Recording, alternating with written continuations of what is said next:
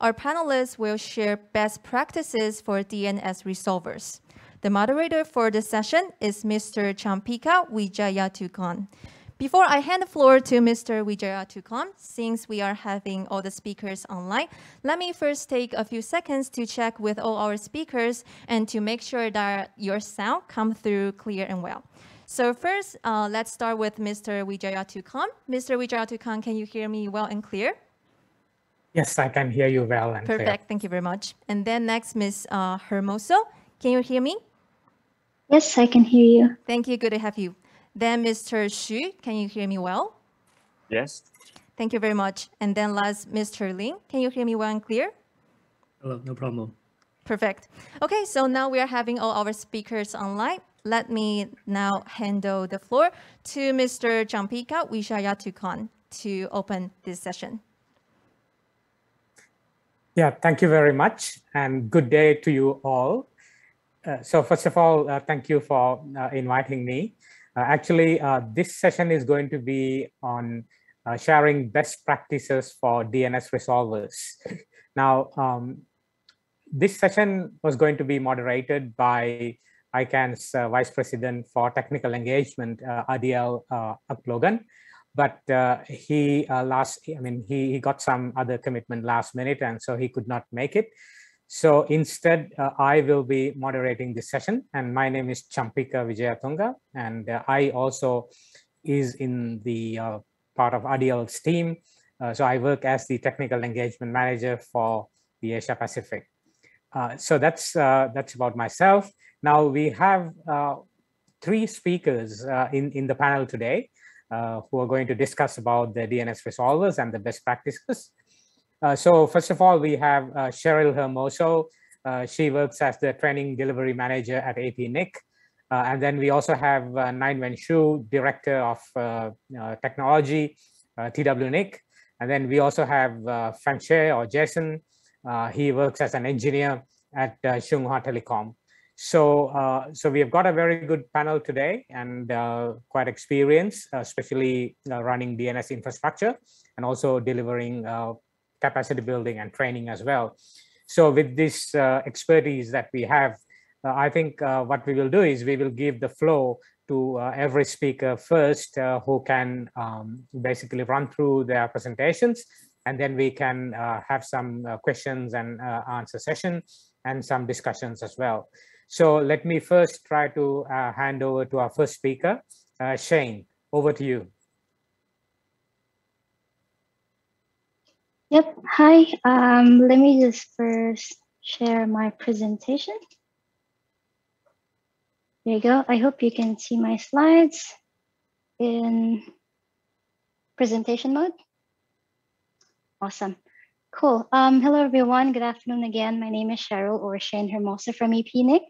Over the last 10 years when I've been working there, I've actually done quite a lot of DNS-related events, workshops, technical assistance, and I also help manage our reverse DNS. And throughout that time, I always get questions like, what is the best practice? Should I use DNS from the cloud or my ISP? How can I build a resilient DNS? And of course, a lot more. So my small contribution for today's panel is based on experience and discussions we have with different operators, big and small, from ISPs to enterprise and end users looking at optimal ways to improve their experience. I have to say there's no one size fits all, so it's more about practical considerations. That's why this is the title. So here's the overview, and let's get started. So DNS used to be a lot easier. We all know that. We all know its relevance as a critical infrastructure and as a network applications protocol. Its function is divided into 2 main parts, the resolver and the authoritative function. And let me go back there. Yep. And the main job of the recursive name server, which sits in the middle and acts like a gateway for the host, is to find answers to DNS queries using iterative process to reach an authoritative server. So as the content we access over the internet becomes more and more complex, DNS lookups have become this sort of like a bottleneck. So for example, a simple website access will take about 20 to 100 milliseconds to load. More complex pages will be probably more because you need to access different content from many locations, which will mean more DNS lookups. So there's more pressure on optimizing DNS resolvers. So I'd like to focus on three main considerations for DNS resolvers, and that is performance, which talks about latency and query times. You have security features, such as secure transport and DNSSEC validation for the data protection. And lastly, add-on features such as filtering, mostly for user protection. So starting off with DNS performance, as you know, DNS server response time is crucial. DNS queries, basically, you're looking at DNS query time here, and it is the time required for a resolver to obtain the answer and return it to the client, pretty much this. By default, we want to reduce lookup times to then speed up the page loading time. So the communication to optimize here are between the host and the resolver, and then between the resolver and any other DNS servers. So here's a sample query using DIG and the information on query time here at the bottom. So it's very low, but what influences these results? Okay, we always want it to be lower. What are the factors affecting DNS latency? So DNS latency actually is influenced by a lot of factors: the location of the server, provisioned resources, caching, if it is subject to, say, a malicious attack, and so on. In most cases, latency in DNS is caused by cache misses. Typical end-to-end resolution time can go up to 200, 300 milliseconds for recursive queries, which can be considerably high, but it can also go substantially low if the information or the records are already in the cache.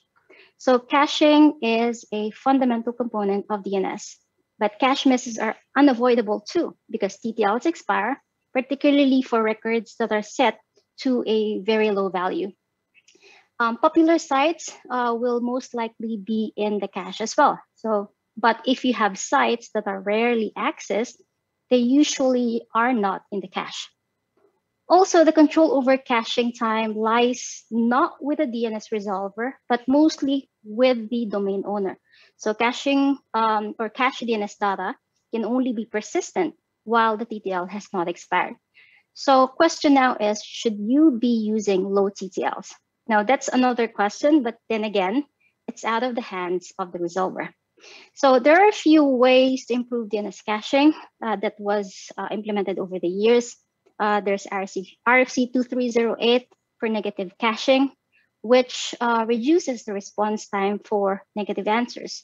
There's also this new draft on negative caching of DNS resolution failures. Now, for many DNS resolvers, malicious attacks or DDoS attacks are a daily thing that they need to combat. So what happens when there is a malicious attack, and how do we mitigate them? So, well, to mitigate, there's a few ways to go around that, of course. First thing is you want to make your DNS more resilient. There are, of course, other ways such as rate limiting and such. And there's RFC 8767, which has an objective to make DNS more resilient to attacks by expanding the definition of TTL to allow for expired data or expired records to still be used in cases where a resolver is unable to reach the authoritative DNS to refresh the information. So let's say, for example, there is a performance degradation on the authoritative DNS, or maybe it's subject to an attack, the record is still in the cache. So with latency being a huge factor for DNS performance, it also begs the question of using local DNS versus public or cloud-based. Local DNS is usually provided by your ISP or deployed on-prem. Because of its proximity to clients, it should technically have better latency. Of course, the RTT is expected to be lower, but we also need to factor in query times to different auth DNS, which will vary greatly. Public DNS, on the other hand, tend to be more reliable. It's free and provides add-on services. So here is a quick snapshot of DNS performance of some public DNS resolvers. I was just looking it up using DNSPerf, which tested around 200 plus nodes or probes around the world. As you can see, the top 10 shows very decent query times. On top of this, many people actually have reported that they achieve faster speeds with third-party DNS servers. So there are many benchmarks as well that kind of support this, which makes you question, does local DNS still perform better? Perhaps it varies. Perhaps the best way to confirm is to run your own benchmark from your network and compare results between your ISP provided DNS and a few other public DNS resolvers. The next one that I wanted to look at is secure DNS transport. Secure DNS transport is a major consideration for most DNS resolvers because, well, they are secure alternatives to the traditional DNS over UDP 53. With DNS over TLS or DOT, queries are encapsulated. They're sent over TLS encrypted TCP connections. So as a result, queries and responses are protected from spoofing, from eavesdropping, and even from DNS filters. So to run this, a host must have a DOT-capable resolver. With DNS over HTTPS or DOH, DNS queries are sent over HTTPS, which then prevents on-path interference. With basically with this, it's only seen as web traffic, not DNS. So blocking DNS traffic is not really straightforward. So it's really close to impossible. Then here we have DNS over QUIC or DOQ, which is described as the best of both worlds, really. It is still a proposed standard. DOQ uses the QUIC protocol as the underlying transport protocol, which provides privacy properties similar to DOT and latency characteristics that are similar to traditional DNS over UDP. So it's like bringing it back full circle to work over UDP again, less latency with more security. There's also others like oblivious DNS, DNS over HTTP3, and the non-standard DNS script. So from observation, there have been a lot of interest in these protocols. ISPs, if ever, they're actually more inclined towards DOT, but more preference towards DNS over HTTPS for large DNS providers. However, as you can see in this example here on this table, they tend to try to support all of these as a matter of priority. So in this quick table, we see most of the common, it's a small sample list, right, of public DNS, but some of the most popular ones. And the information that is in this table is based on publicly available data and the feature lists that are on their respective websites. So let me know if we need to update any of this. One of the main pool, as I would say, of public DNS offerings is the extra feature that you won't normally get with your ISP provided DNS, right? So most of them have a privacy first approach, which I think has become the main selling point. If you wish to avoid surveillance, if you wish to do DNS filtering, you tend to lean on these alternative DNS. Adding to that, there's also filtering or ad blocking tools, parental controls, some analytics, and DDoS protection. So this is the same table, has been updated to include two extra features for filtering and also for DDoS protection. Let's look at some of them. Cloudflare here. Cloudflare DNS actually with 1111, they don't have filtering by default, but the other options 1112 and 1002 offers malware and phishing protection as well as content filtering. Google DNS, this one does not have a filtering or any filtering in place, but it provides some form of DDoS protection through limiting the max allowed queries of outgoing requests. And looking at Quad 9 as well, Quad 9 I think is mainly known for their security features. So it includes blocking of malware, command and control, ad blocking, as well as DDoS protection. So finally, I think I'll just go through this quickly. DNSSEC validation in itself requires a separate talk, so I won't even try to explain it in detail, but it is important. It is an important feature that I think all DNS resolvers should implement. Of course, successful validation requires that DNS records are signed in the first place, but that shouldn't stop from enabling this feature. Large DNS providers like Cloudflare and Google tend to support it, but smaller players tend to be more averse. And so just finally, just wanted to show here, DNSSEC validation statistics from our region. I'm not quite the best person to explain this graph in detail, but it's worth looking at trends on how we are doing.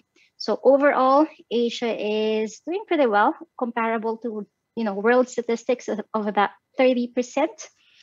Looks like from here, you have South Asia with about 50%, with East Asia just under 5%. It's interesting to note, just going back quickly, this uptake here in 2019 to 2020, and kind of like just constant over 2020 until now.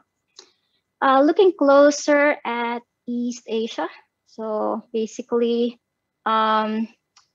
mostly, as I've said, it was keeping constant and a bit of like very slight incline over the last 3 years. And these are for the different economies in East Asia, Hong Kong at about 50%, and Taiwan here with about 7%. And this is the graph for Taiwan. So basically, that's all I wanted to talk about. There are, of course, other things to consider. I've mentioned resiliency just very briefly, but there are other things like avoiding single point of failure, having different software, hardware, architecture, resiliency. And there's a lot more to discuss about DNS privacy options as well. That's all I have. Thank you very much. Yeah, thank you, Shane, for all that information and the presentation. Before we go to the next speaker, anyone has got any questions for Shane? Maybe from the audience or online? Do we have any on-site participants or online participants who have questions for Ms. Hermoso? Okay, it seems we're good here, so I think we can move on. And for those who have questions, you can leave the question till the end of this session. We will maybe still have time for those. Thank you. Yeah, just a little clarification on the, thanks Shane for all that valuable information that you shared, especially focusing on the performance aspect and also the security aspect. The protocols involved, DOT, DOH, and also most importantly, the DNSSEC validations. Now, based on the statistics what you shared, just to sort of clarify, do you think that, yeah, we could see around in Asia around 20 to 30% or so percentage. Could that also be maybe some of the operators could be using public DNS, or do you think that they are validating their own resolvers? Yes, actually, the data to some extent is kind of skewed in that sense. Again, I'm not the best person to explain the details of the graph, but essentially we can notice that there are actually more folks that are, if they're doing DNSSEC validation, it's because they are using public DNS as opposed to using DNS provided by their ISPs. So it tends to be higher if it's using public DNS. Okay, yeah, so I think probably maybe if there are a lot of operators who are listening today, I think it is a good point that we all have to kind of, take the point that we should be enabling DNSSEC validation in the resolvers that you are running. So I think make it as a point, and if you can work towards that, I think that would be quite good. So with that note, I think let us also actually move towards the next speaker. So we have Naiwen Shu, who is also working as the director of Department of Technology at TWNIC. So floor is yours, Naiwen. Okay, thank you. Let me share my slides.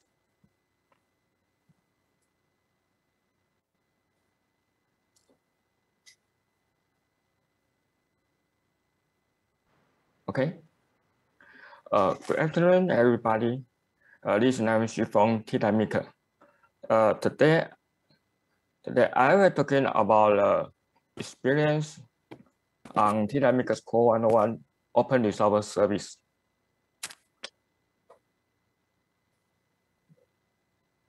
Okay. This is the content I today will show you. First, I will show you the core current status and the usage and some issues we are facing and the conclusion. Okay. There are two beautiful IPv4 addresses for TWNIC's Open DNS Resolver. 101.101.101 and 101.102.34. Yeah. Since APAC-TWNIC allocated the IP address blocker to TWNIC. And now there are three physical locations for the Core 101 DNS server. TWIS is the largest internet exchange in Taiwan.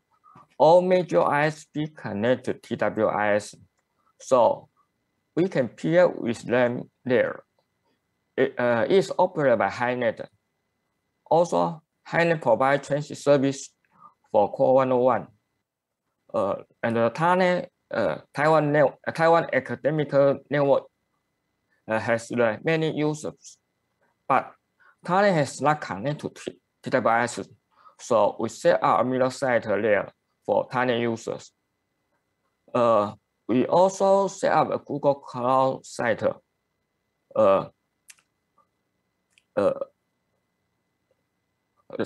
months ago. Why we add the new site, I will explain later. Okay, it set the traditional DNS service on UDP and TCP port 43.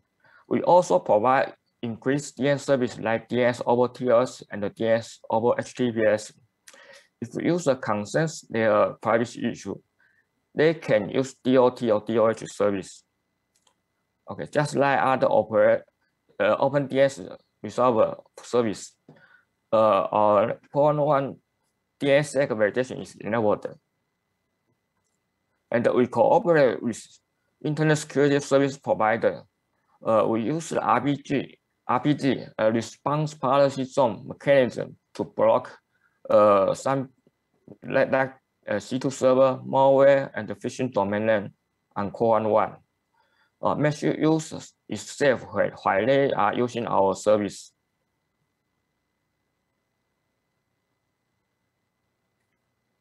Okay, the upper MRTG graph show Core 101 serve around 10,000 to 20,000 query per second. The green color is DNS query and the blue color is DNS response. The number of the response is not equal to the number of queries because we brought some abnormal queries. The low MRTG graph shows the Core 101 traffic grows double a year.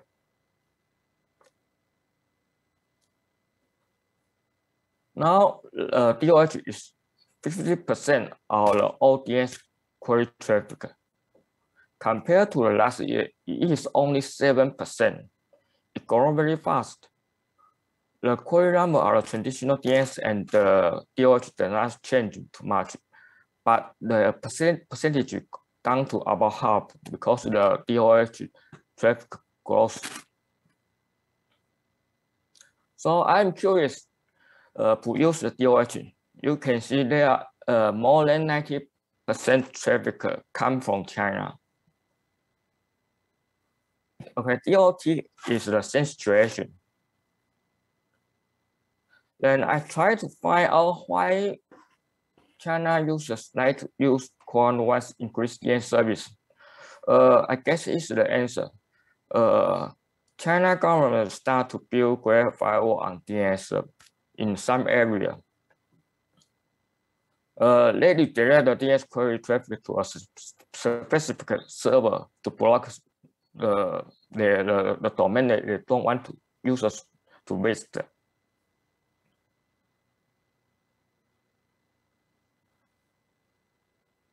Okay. Traditional DNS service major provide services to Taiwan users. Okay, now we're talking about Core 1 issues. First is the DDoS. DDoS is always there, but about 3 months ago, it became huge and frequently. And the second issue is the maintenance cost.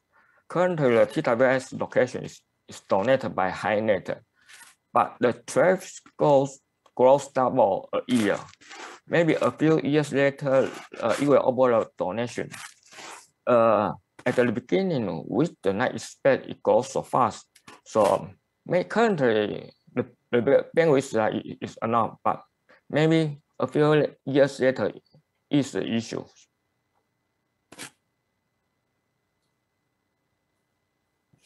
Okay, this is the new location.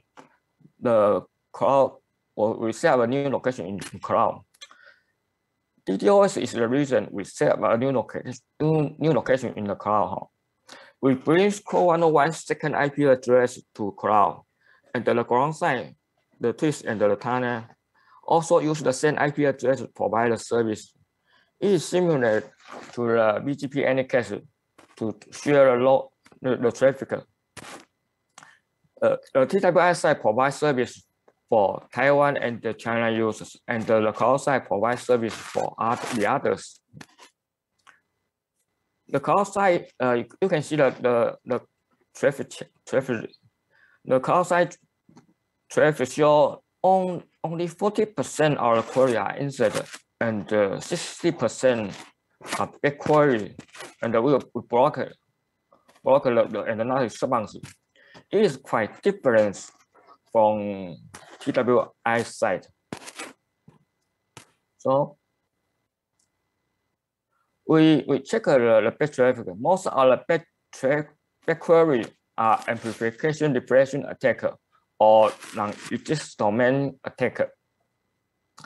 You can see there are more than 70% back query are from Russia, but I don't believe it is really from Russia because UDP is easy to spoof.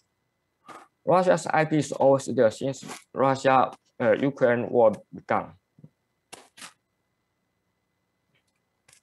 Okay. Conclusion: the increased DNS is not only for piracy.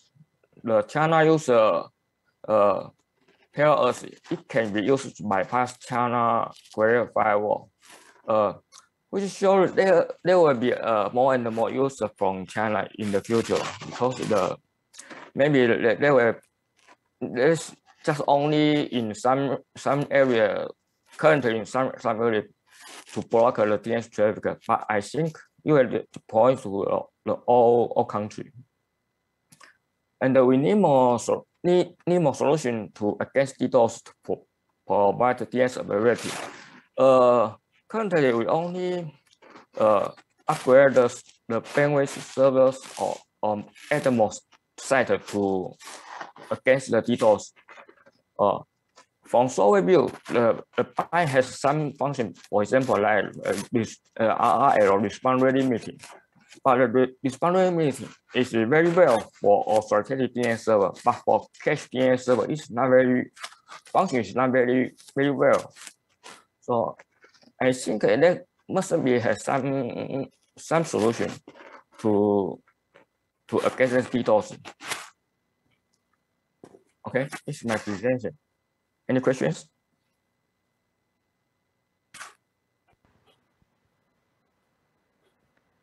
Do we have any questions from our on-site or online participants?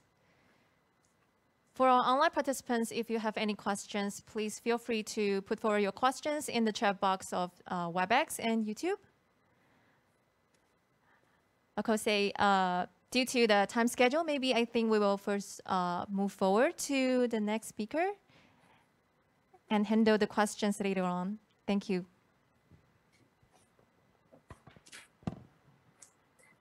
Yeah, let us then move to our next speaker.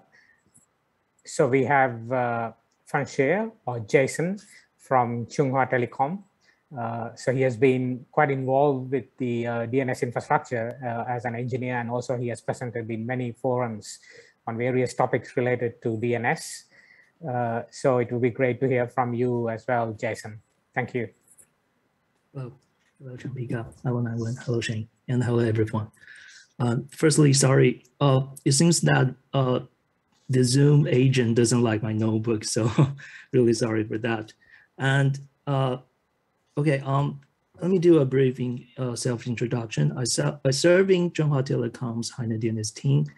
And HiNet DNS is a popular DNS resolver that serves not only HiNet customers, but also other Taiwan internet users. And in fact, Chunghwa Telecom was once a part of the government, and that history brings us more users and therefore greater responsibility. I think that's why I'm here. Originally, I noticed the session description mentions it's a session about public DNS. So in HiNet DNS, it's kind of open, so I can link the a relationship between that. Anyway, it's really my pleasure and an honor to join this session and to have the chance to share some of my thoughts. And I just noticed that I forgot to share the slides. Sorry. Here you go. One sec. Okay, can you guys see that? Thank you. Okay, good.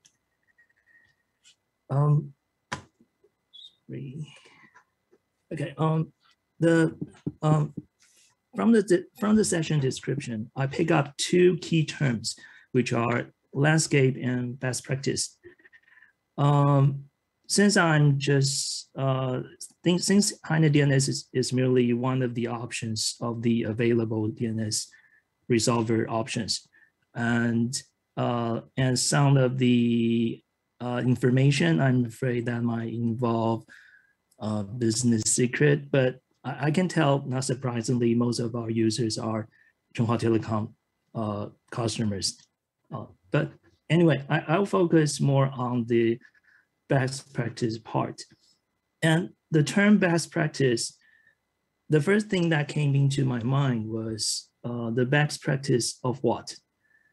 In the session description, DNSSEC validation, privacy considerations are mentioned, but I still want to find something that works like a framework with which I can better understand the positioning of the given topics and to avoid omissions of other important goals. And the CIA triad was my answer to the framework finding self-challenge.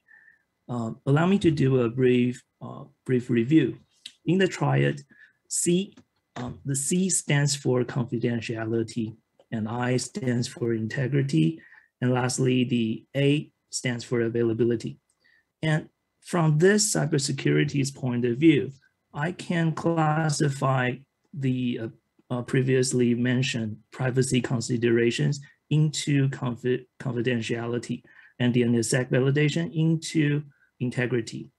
And the last remaining availability is indeed something that I wouldn't want to miss. In fact, it has been our team, HiNet DNS team's top priority. So next, I'll briefly share our thoughts and deeds about the above mentioned C, I, and A. So about confidentiality, the first thing people would think of is probably DLH, and DLH is for protecting DNS transactions, privacy in transmission. And HINA DNS has supported this function for around 2.5 years. So to echo the topic of best practice, I would like to summarize how we started the service. So firstly, we would do tests, of course. We try and assess solutions for their stability, maintainability, and validity, of course, in test area. And from that, we accumulate know-how of installation, tuning, maintaining, troubleshooting, etc. And putting the service online was never the end of the story. After which, we keep on monitoring multiple indicators, including QoE, QPS, session count, resource utilization like CPU, memory, etc. And whenever abnormal events happen, the SMS notification will be sent and the NOC team will call us. And speaking of integrity, that should be where DNSSEC comes into play. HINA DNS as a resolver system, whether to turn on DNSSEC validation has been an important issue. And as I shared last year, we took a progressive way to try to activate the function. During preparation, we decided to keep the risk of massive resolution failures due to DNSSEC error as low as possible. And to do so, we confine DNSSEC validation to domains under edu.tw. Because compared with all existing domains with DNSSEC signing, the number under edu.tw is much more smaller and therefore more manageable. Also, we believe that the academical units should have better technical readiness. And during execution, when system modification is surely involved, we have our rollback plan ready anytime, and we deploy changes in batches. And as usual, after the service is online, we keep on monitor indicators such as periodical lookup of selected representative domains, and of course, as an SMS notification will be sent if server fail is detected. And we also notice whether there are increased customer complaints. And back to DNSSEC validation, and put aside the above mentioned special practice, we're still concerned about DNSSEC's increased complexity and complexity of setting and troubleshooting, which results in higher cost for sure. And the threats of DDoS like amplification attacks cannot be ignored. And we also think the readiness of the public remains to be enhanced. Okay, lastly, about availability. Actually, it has always been our top priority because HINA DNS is considered one of the critical information infrastructure. So to maintain availability, we apply HA structure to as many system components as possible. And zooming out from a single POP, point of presence, we build up remote redundant backup, and we use anycast routing to maximize the resource utilization. And despite these efforts, the left two, we are still working on further strengthening the system's robustness to get ourselves to be better prepared for extreme cases. And that's pretty much what I have for now. Thank you.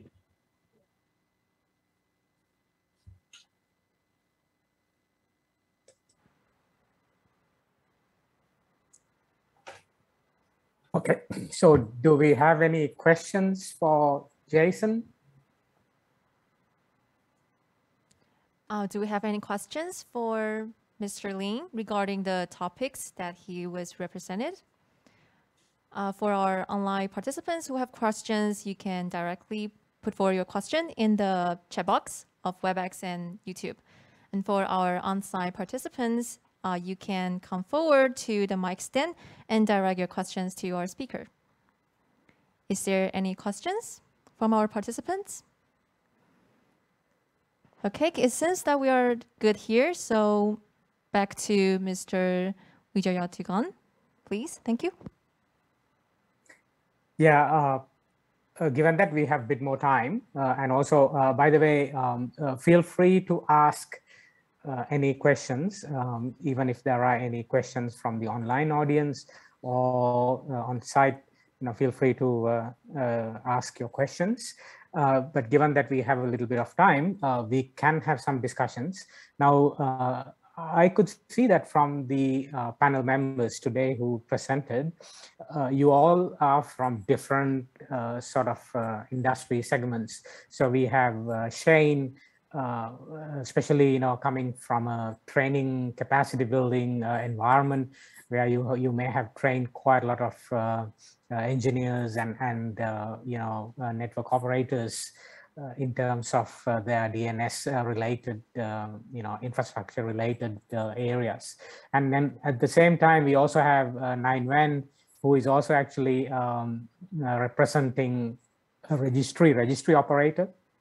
Obviously, TWNIC is a registry operator, and you also actually manage the .tw domain, and then some of the second level domains as well. And then you also actually run your infrastructure, DNS infrastructure. As you said, you are offering this public resolver service as well. And then we also have Jason, who is again coming from a very sort of commercial environment where one of the largest network operators in the region, Chunghwa Telecom, and who has been serving their quite a lot of customers over the years. So various sort of different industry segments, experiences, exposures, and so on. So from your point of view, I would also like to raise the point about the best practices aspect of DNS, right? That I again want to be quite specific to resolve operation, because that's the context that we are talking today. Because given that DNS is a big vast area, but let us try to be quite focused to DNS resolver side of it.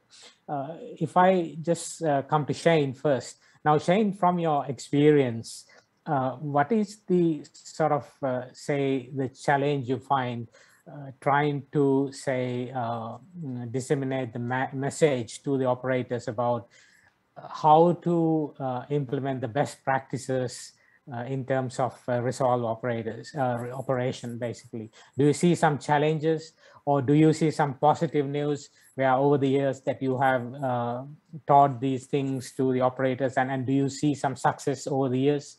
What do you think? It really varies, Champ, based on like where we are and who we're talking to, right? If you remember, more than 10 years ago, I actually was the first, I learned DNS from you, and I implemented DNS on my, it's an enterprise network that I implemented it to. So people can do that pretty simple if you really want to, but then over time, you still see quite a number of folks, depending on depending, I suppose, on their environment. Some find it quite hard to implement that. Some, it's all about the knowledge or familiarity with DNS itself, because in some cases, maybe they don't have, a dedicated person who has the like the confidence to, if I implement DNSSEC right now, what will happen? I'm going to be the one responsible for this. So kind of like that, which requires a lot more capacity building and knowledge sharing, sharing best practices within your peers, being more, I suppose, like active in the community so that they can see how other folks have done it. There are also those that I suppose it's more on the bigger the organization is, the more levels that you have to, of course, go through when it comes to who needs to, give a go on implementing this. I think the most kind of like issues we get is with regards to, of course, DNSSEC, because the concept itself is not straightforward. And there's a lot of repercussions in the end when they implement it. Say a big ISP in one of the places in Southeast Asia, when they implement it, they have millions of customers. So imagine, like one minor issue, and if they're not quite adept yet on how to solve those, or how to monitor, or how to do DNSSEC signing, or how to troubleshoot pretty much, then it becomes a problem. Yeah, thanks very much, Shane. I think those are all very important points. Again, I fully agree with you on those challenges, and even I can clearly say that, of course, we do a lot of capacity building and so on, but it is also very important that it is not just one-off, training that you do that and then you forget about all these things. It is very important that anyone who go through these capacity building activities, APAC-TWNIC do have quite a lot of activities. ICANN do have a lot of these capacity building activities, and even TWNIC, we have done a lot of collaborative capacity building activities as well. So if you follow these, it is very important that you should try to apply these best practices that we talk about, because if you do not apply, if you don't go back and try to test those in your in your test environments, you're not going to get anything out of that.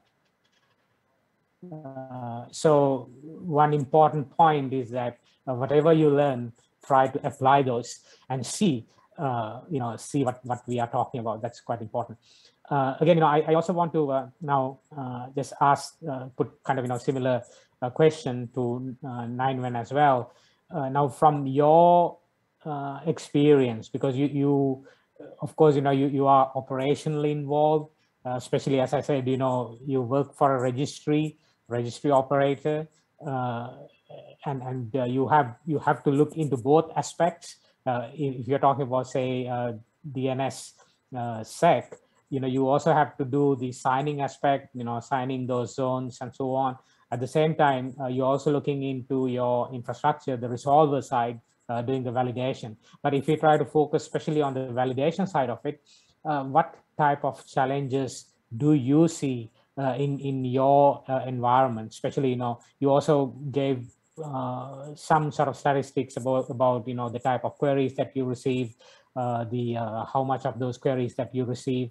Also, if you can give some indications to the participants who are listening, what sort of benefits that do you see by running the resolver service, or what kind of service that you can offer to your community?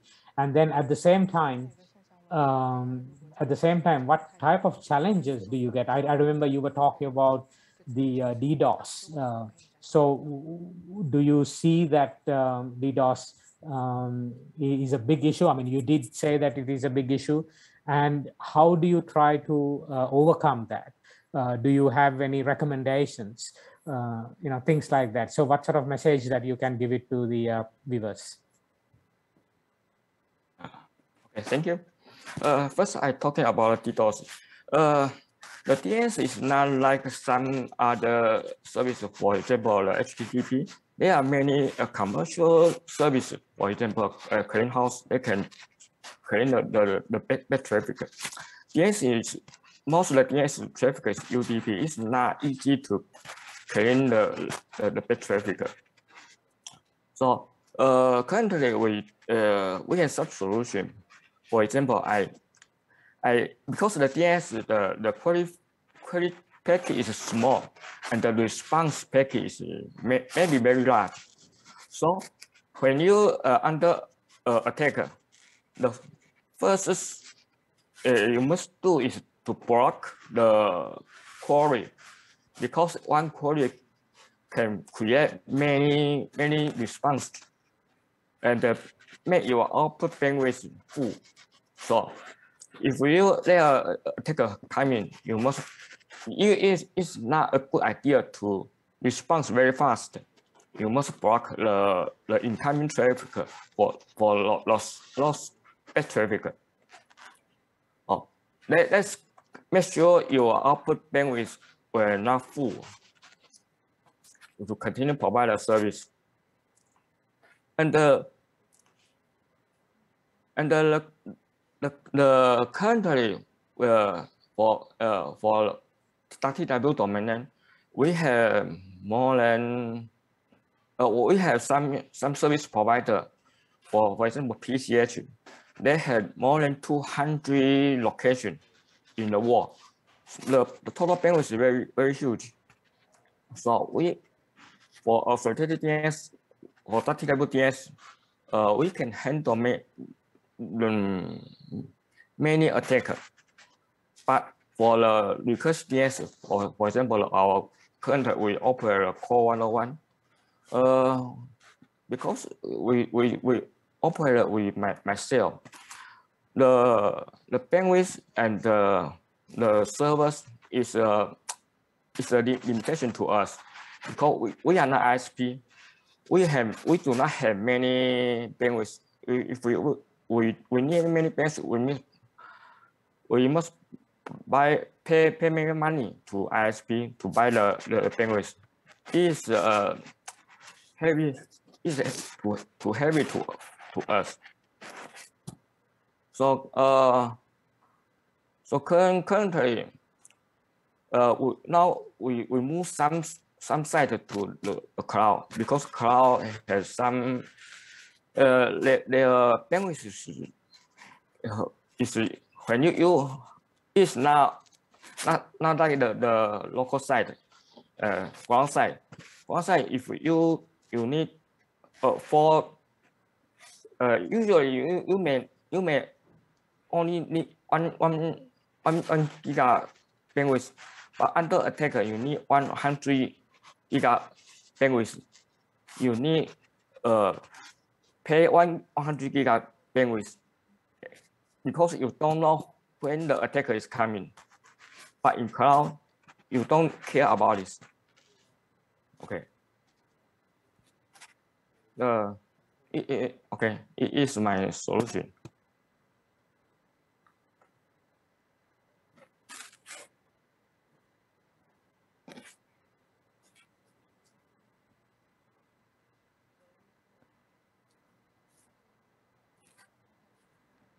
It seems that we have a little bit of technical difficulties now. So while we are sorting out the problems, if you have any questions, please feel free to put them forward on the chat box of WebEx or YouTube. And for our on-site participants, if you have any questions later, please feel free to raise your hand and just come forward to the mic stand at the front. And please remember to identify your name and affiliations before you put forward the questions. Thank you for your patience, for waiting with us.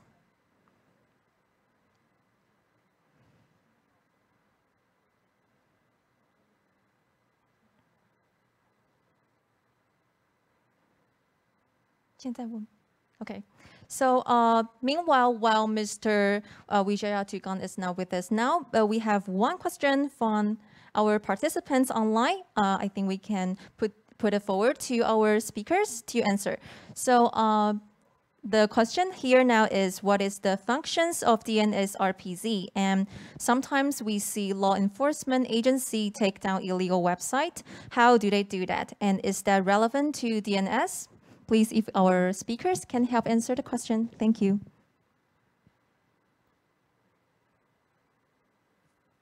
Okay. RPG is the response policy zone. It's a function for some DNS server. For example, the by software, they have this function. It's like a normal zone, but in the zone file, all these domain names are place name. Okay. It's not a situation.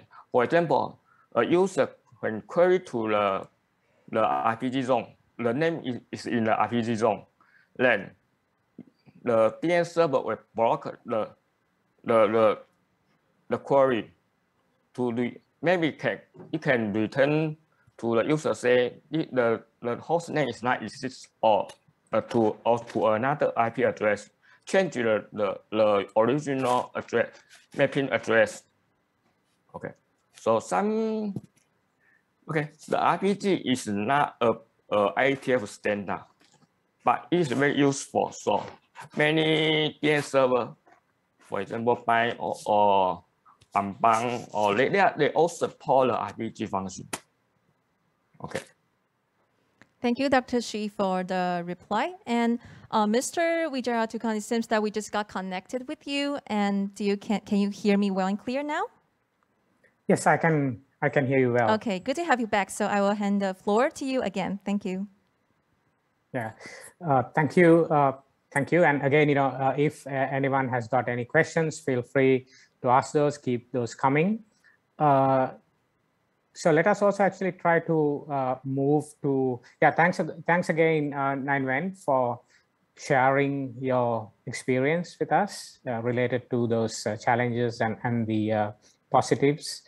Let us also move to Jason as well, especially from a commercial operator's perspective. You obviously, doing quite a big operation.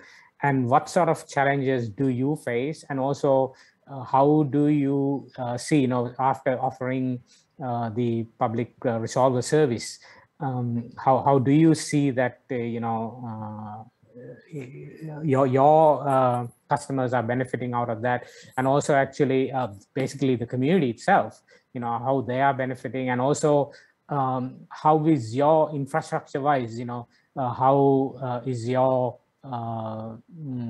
response times, and then also actually the challenges that you are facing. Okay, thank you for your question. The first thing I think of is still the top priority I mentioned a few minutes ago, which is availability, and to keep it to ensure that we, in addition to the HA structure and remote backup, remote redundant backup, etc. Actually, we implement defense in depth mechanism that integrates backbone network, which means that we try to fully utilize the advantage of being an ISP. And aside from that, we also constantly enhance our system performance by replacing old servers periodically and use new versions or do updates or new techniques, etc. Anyway, we do quite a few things to improve the in addition to improve the performance and to maintain the availability. And as for the response time, I think the Anycast technique application should help, because we actually have multiple pods in Taiwan, and with the help of Anycast routing. Users should be able to use the closest service providing point that are close to them. So that's one of the feature of our HANA DNS. And as for challenge, I think I would say DDoS. That is still a big challenge for us. And even though we have the defense in depth mechanism that's mentioned, but it has upper limit. So once the DDoS scale is really big, we are still concerning about that. Yeah, that's pretty much what I have for now.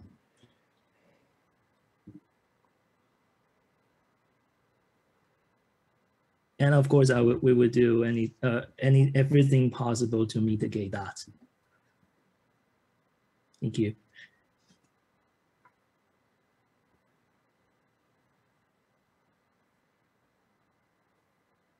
Thank you, Mr. Xu. Mr. Wijayaka, are you here with us now? It seems your signal is a little bit unstable. Could you please say something for us to check whether the signal is all right? Yeah, can you hear me? Yes, well and clear. Thank you. Can you hear me? Yes. Yeah. Thank you. Yeah. So thanks, Jason. Thanks, Jason, for that explanation as well. Now, I also actually want to now, in general, yeah, we spoke about the resolver, in general, the resolver side, the operations side.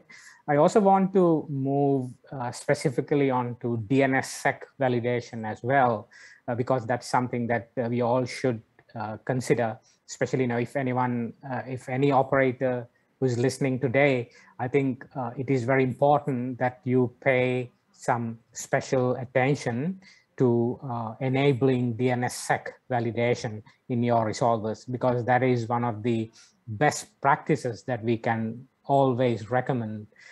So from DNSSEC perspective, I think we can still start from Jason. Being a commercial operator, how did you actually start enabling DNSSEC validation? How long did it take for you to come to that stage? What sort of test environment that you had? And did you see some performance issues? And do you have some recommendations to anyone who is planning to enable DNSSEC validations? I mean, I asked a few questions, but you don't have to answer all that in order. In general, the bottom line is that what is your experience in enabling DNSSEC validation, and how it was? Okay, thank you. We actually had experience in enabling DNSSEC validation, although it's in a quite special way, like the progressive way I just mentioned. We confine the DNSSEC validation within edu.tw domains. And luckily, during the period, we didn't receive too much complaints or questions about the domain's resolution failure. But still, about DNSSEC, we are still observing the public's knowledge about the technology, and according to our experience of interacting with customers, most of them are not that confident or not that clear about the technology, about DNSSEC. So that's one of our concern, because even though the ISP is not only technically ready, but also our personnel are with the knowledge of explaining what goes wrong if something really goes wrong. but we are still afraid that when clients are not really familiar with the technology and they do the DNS signing and something went wrong, first one they would like to consult would be the ISP, and that should increase our the efforts of explaining things to them, and that's one of the thoughts. And let me see what else I think. Okay, I think I shared. I think I should end my share for now. If I think of anything else, I will add up later. Thank you. Yeah, thank you for that. Actually, you made a very interesting point, and also a very good point as well. Now, you did say that, if a certain if there is some issue with a certain domain signing, and then the customers would still call you because you are the operator and you are the resolve operator, and the customer would think that it is your fault. But unfortunately, it is not your fault, but it is actually the another party who is doing the signing. Have you? Yeah, you did say that you encountered this situation, but how did you really overcome that? Did you explain the customer, or did you temporarily disable the DNSSEC validation until that is fixed? How did you overcome that issue? Firstly, we will quote a third-party explanation, like the DNSSEC check online service provided by VeriSign.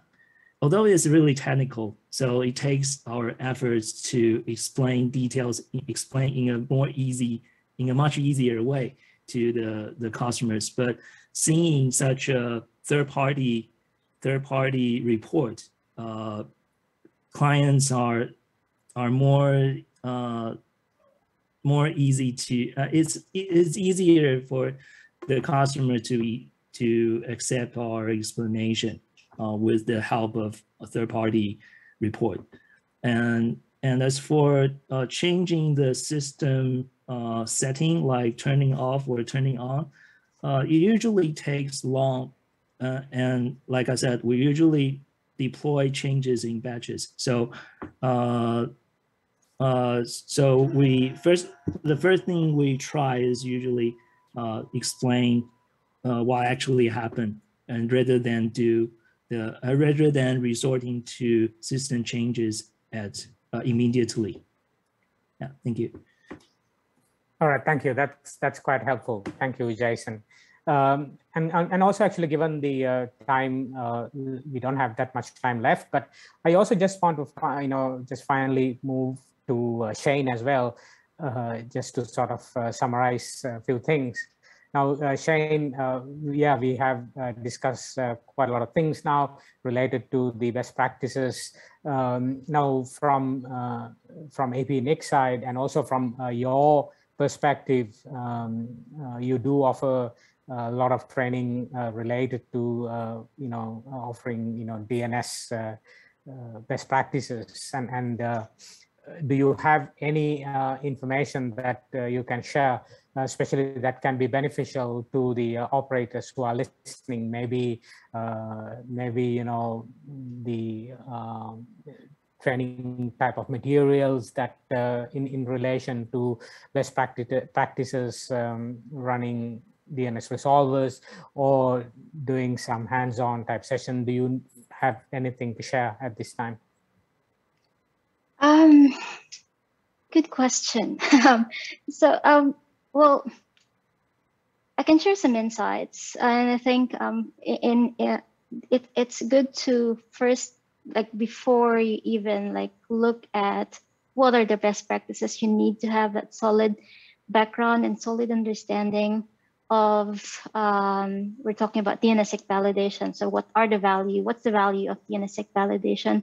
Because typically, I think pretty similar to what Jason has mentioned, folks are not as clear or up to what value they get out of implementing this. So I think at least that should be very clear, particularly from the engineer's point of view, so that they can then, you know, like tell everyone else, tell customers, tell the management why we need to do that. And after that, you start planning, you start looking at, you know, like checking from other resources, maybe joining an APAC-TWNIC training. We do have a lot of, you did ask about materials, you did ask about resources. Like in APAC-TWNIC, we have done a lot of talks about DNS and DNSSEC. We have a lot of experts in the organization as well that can help with, you know, any specific questions that they might have when it comes to implementation. If they need to maybe connect with other, you know, operators, just to understand what are the steps, you know, when it comes to fully implementing it. Do you need to do change management? What are the potential repercussions or, you know, possible issues that they can face? Then generally we have those resources, and we can help, like as part of the community, we can help with that. So materials wise, training is really important. I would encourage everyone, you know, with everything being online now, we offer a lot of online trainings. So you just like go to the academy and like sign up into one of our DNSSEC sessions. We have labs that you can practice on. And then maybe at some point, maybe, you know, when you're testing something and you run across some issues, you know, come reach out to one of us through a technical assistance, and we can, you know, help you with those. It's important that, you know, you kind of just don't, you always like reach out to others who have previously done it so that you understand it more and you can implement it. So I think that's the importance of having the community as well, right? Yeah, thank you, Shane. Thanks very much for sharing that. And so again, you know, I do echo Shane here, and I do echo Shane, especially APAC-TWNIC do provide quite a lot of training resources, and do, you know, feel free to follow what Shane just mentioned, so that you can try to understand more about those best practices and the related aspects as well. I also want to touch a few things from ICANN perspective. Again, you know, ICANN also provides you know, a lot of capacity building in relation to DNS and DNS security, DNSSEC. Again, you know, we do have a lot of collaborative activities, again, with APAC-TWNIC and TWNIC as well. So feel free to you know, join those activities as well. And the other thing is that we also have online courses available. You know, at ICANN we have a platform called ICANN Learn, and then there are you know, some specific projects that we carry out. One of the important work that we have been carrying out, there is an initiative called kindness, and that is a long acronym. When I say kindness, that refers to you know, if I just spell it out, that's KINDNS. So that is kind of spelled as kindness. If you just try to sort of expand the acronym, that says knowledge sharing and instantiating norms for DNS and naming security. That's a long one, but simply we say kindness. So kindness is actually a platform where we try to you know, have these best practices, you know, try to share best practices among, you know, among you all. So basically you can all contribute to this. It's a community thing. And if you, you know, visit the ICANN website and just try to search for kindness, you can get more information about this as well.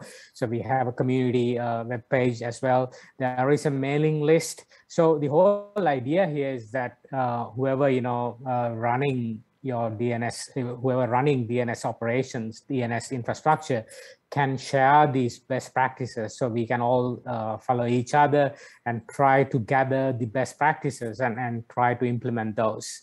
So that's the general idea about it.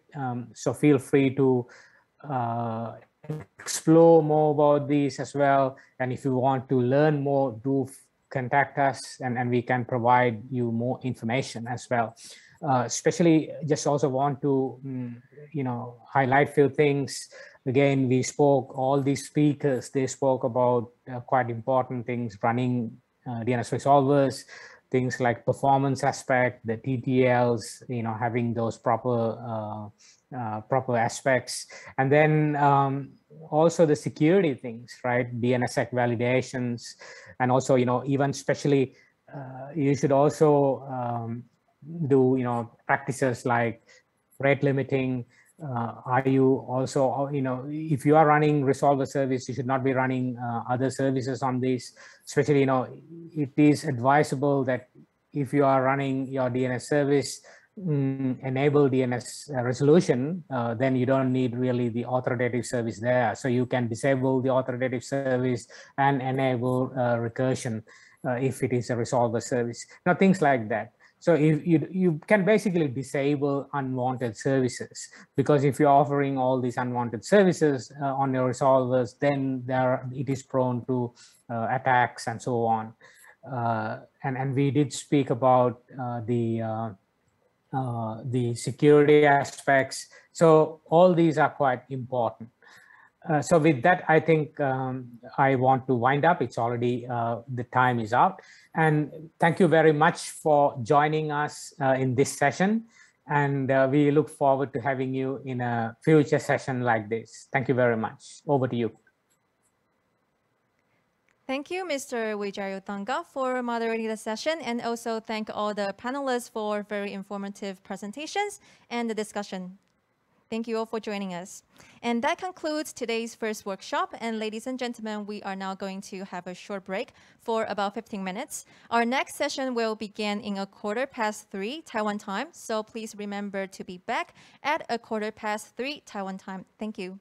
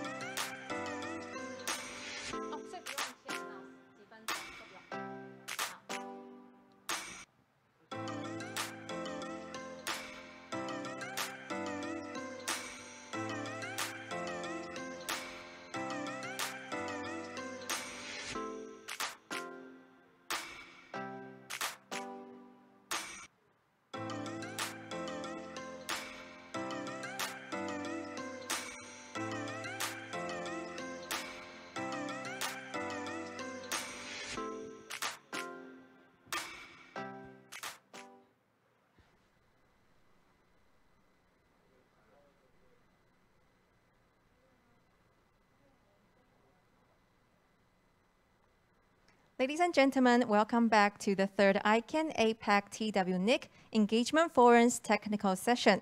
We will now proceed to the second workshop on IP.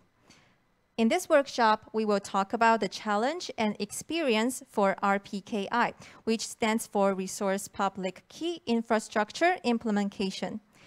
In this forum, we will focus on the architecture, standards, and implementations of RPKI via current structure of allocation and management from RIR, NIR, and ISPS. The moderator for the session is Dr. Jingheng Gu. Dr. Gu is the Director of IP Department of TWNIC, and he is now in charge of the IP Policy Research and Number Resources Services at the TWNIC. Before I hand the floor to Dr. Gu, let me first of all check with all our online speakers to make sure that their sound make through to our in-house. First of all, let me start with Dr. Gu. Dr. Gu, can you hear me well and clear?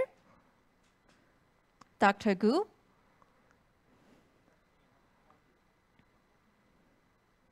Okay, so while we're waiting for Dr. Gu, let's first of all move on to Mr. Phelan. Mr. Phelan, can you hear me?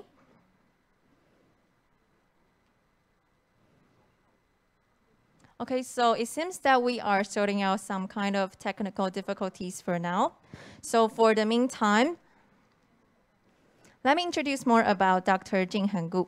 So as I have told you, Dr. Jingheng Gu is the IP Policy Director of the IP Department of TWNIC. And meanwhile, he was also the Deputy Director of the Operation Division in Internet Protocol Upgrade and Promotion Office of National Information and Communications Initiative Committee, Executive Yuan of Taiwan. And also, he joined the IPv6 Upgrade and Promotion Program of MOTC and chaired the Advanced and Complete IPv6 Ecosystem Promotion Plan of NCC in Taiwan. And also, we have three panelists with us today, Mr. Phelan, Mr. Kimura, and Mr. Matsuzaki, which all have their personal professions in their field. Okay, so while we're waiting, let me just make a few of housekeeping announcements in case we have further questions from our participants. So in this session, we will also open questions for our participants in case we have, if we have time, if the time is permitted at the end of the workshop. Okay, so for our online participants, if you have any questions, you can type your questions to the chat box in webcam, WebEx, or the chat room on YouTube anytime during the presentations. And for our on-site participants, if you have any questions, you can raise your hand and later on come forward to the front and use the mic stand in front of us to direct your questions. Okay. Okay, so for now, let me once again check with Dr. Gu. Dr. Gu? Hello, everyone. Yes, perfect. Very clear. Good to hear you. Okay, so then next move on to Mr. Phelan. Mr. Phelan, are you with us? I am with everybody. Good, perfect.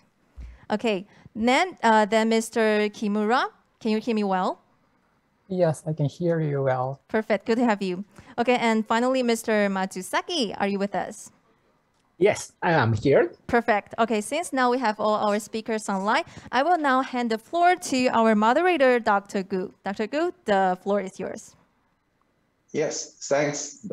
Thanks everyone for your attendance. There are three distinguished speakers are invited in this session.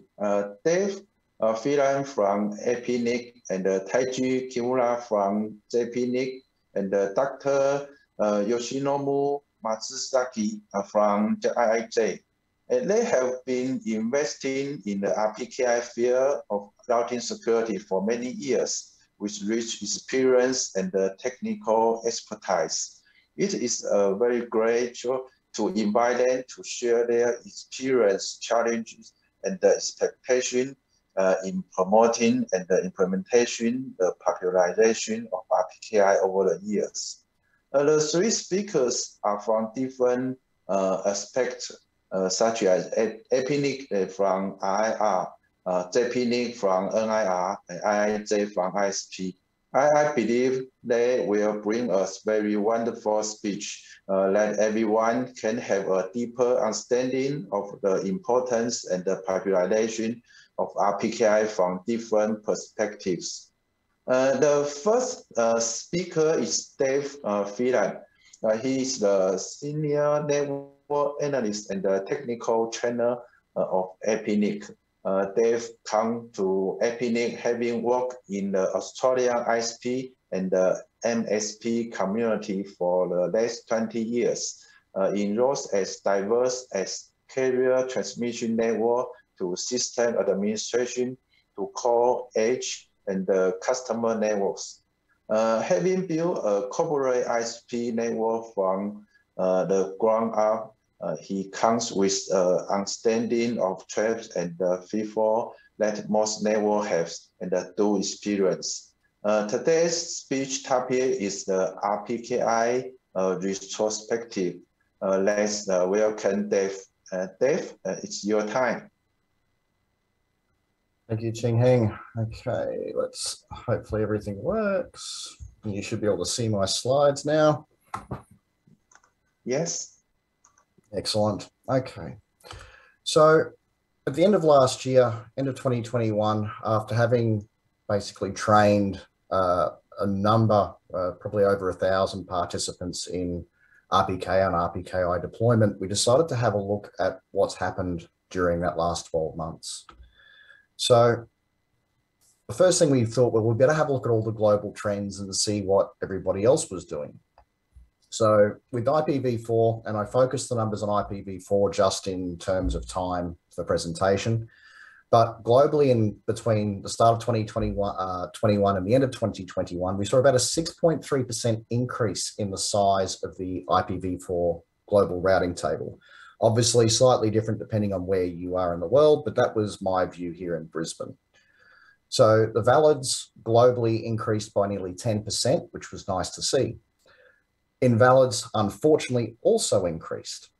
Most of the increase came from either maximum length invalids or AS invalids, but it's still an increase. So people are either not doing their homework when they create their ROAs, or there's some other issues within their networks. Not founds on the nice side was also, was good to see a drop there, but the not founds didn't decrease in proportion to the increase in valids. So what's happened here? We sort of took the idea that maybe we're looking at new allocations or some networks are deaggregated. So that would probably account for some of those not founds. If we look specifically at the Asia Pacific sector, from the APAC-TWNIC standpoint, in terms of IPv4 delegations, we saw around 2,700 odd additional /23s distributed. So from our IPv4 pool, it was less than 0.2% increase, but we did see valids increase on par with the global trends. Our invalids, we actually saw increase as well, but it wasn't the same rate as the global average. And the not founds, we saw a very nice decrease within our region of about 10%. Now, some of this is down to some aggregation that came from some of the larger providers within regions. Some of it was through direct community engagement with some of our economies.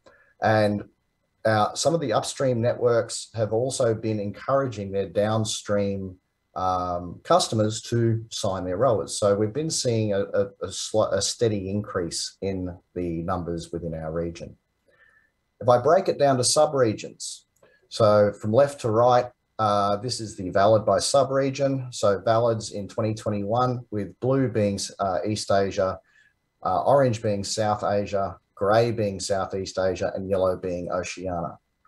So we did see a nice increase. South Asia were definitely the standout in terms of increase in numbers. Invalids by sub-region, the only sub-region that actually decreased over the year was the Southeast Asia sub-region. Their invalid numbers actually did drop, whereas everybody else did go up.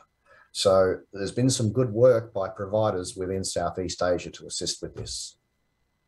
And not founds across the board, we knew were going to go down, but again, Southeast Asia were the standout in terms of not founds. If we look at the global leaderboard, we are fairly well represented. There's about 9 economies from within Asia Pacific that feature in the top 15 that I have, in the top 20 I have here. If I go and have a look at Asia Pacific specifically as a percentage of their address space, there are 20 economies out of our 57 that are 70% or better. Now, if we look at the list I have here on the left side over here, I've got a small country in the Pacific called Niue. Unfortunately for them, very small population. Also, their network is very small. So for them to attain 100% actually wasn't that difficult. But other economies with much larger networks and much larger address space still have to try and achieve those same sort of numbers. And if we look at the actual allocated address space percentages, it tells a very different story. So the standout here was Taiwan. And in terms of your address space coverage, you've done a great job. So a lot of that credit, I imagine, goes to TWNIC. If I look at a Taiwan focus, this is the 12 months from January to December 2021. And this is the valid percentage. So Taiwan sitting at about 83%. Now you notice there's a couple of dips here. So these were some issues specifically with TWNIC infrastructure. So I believe there was an issue with a version of Krill they were using at one point. So we saw those valids dip for an hour or two during monitoring. But what happens, or we should all know what happens when we can't can't talk to our repositories.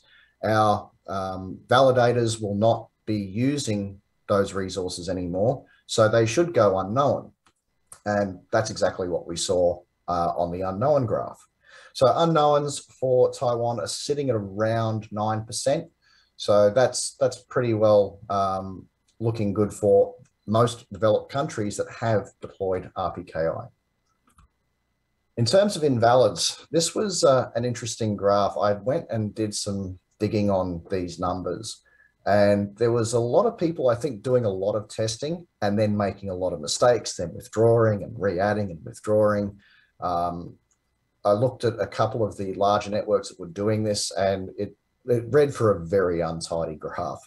But we could see what was happening, and we tracked all the changes, and most of the networks had sorted it out.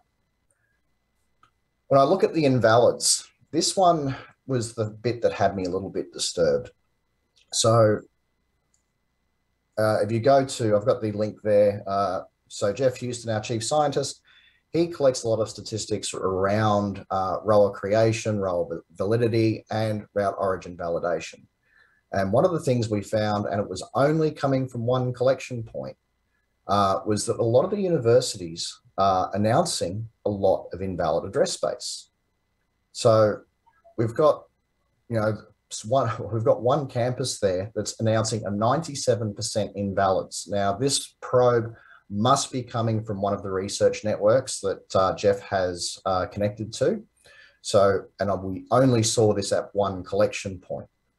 But as more of the research and education networks start deploying route origin validation, this could well become a problem. So I went and had a look at the first one on here for the Taiwan National Sun Yat-sen University, and we could see what was going on. The address space that they are originating actually doesn't have a rower that covers their AS. Not only that, it doesn't even cover the max length.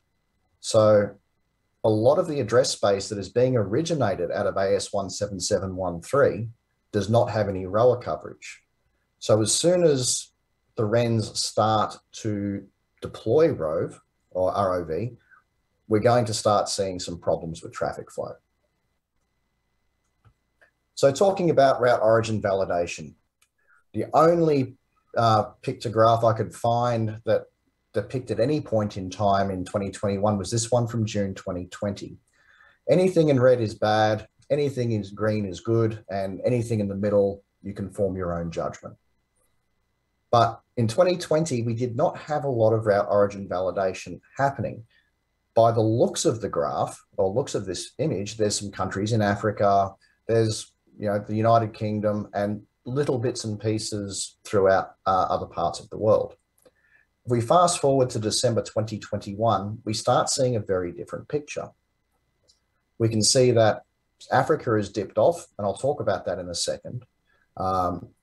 Australia and other areas have also picked up, and Greenland up the top there with their /22 networks doing a great job.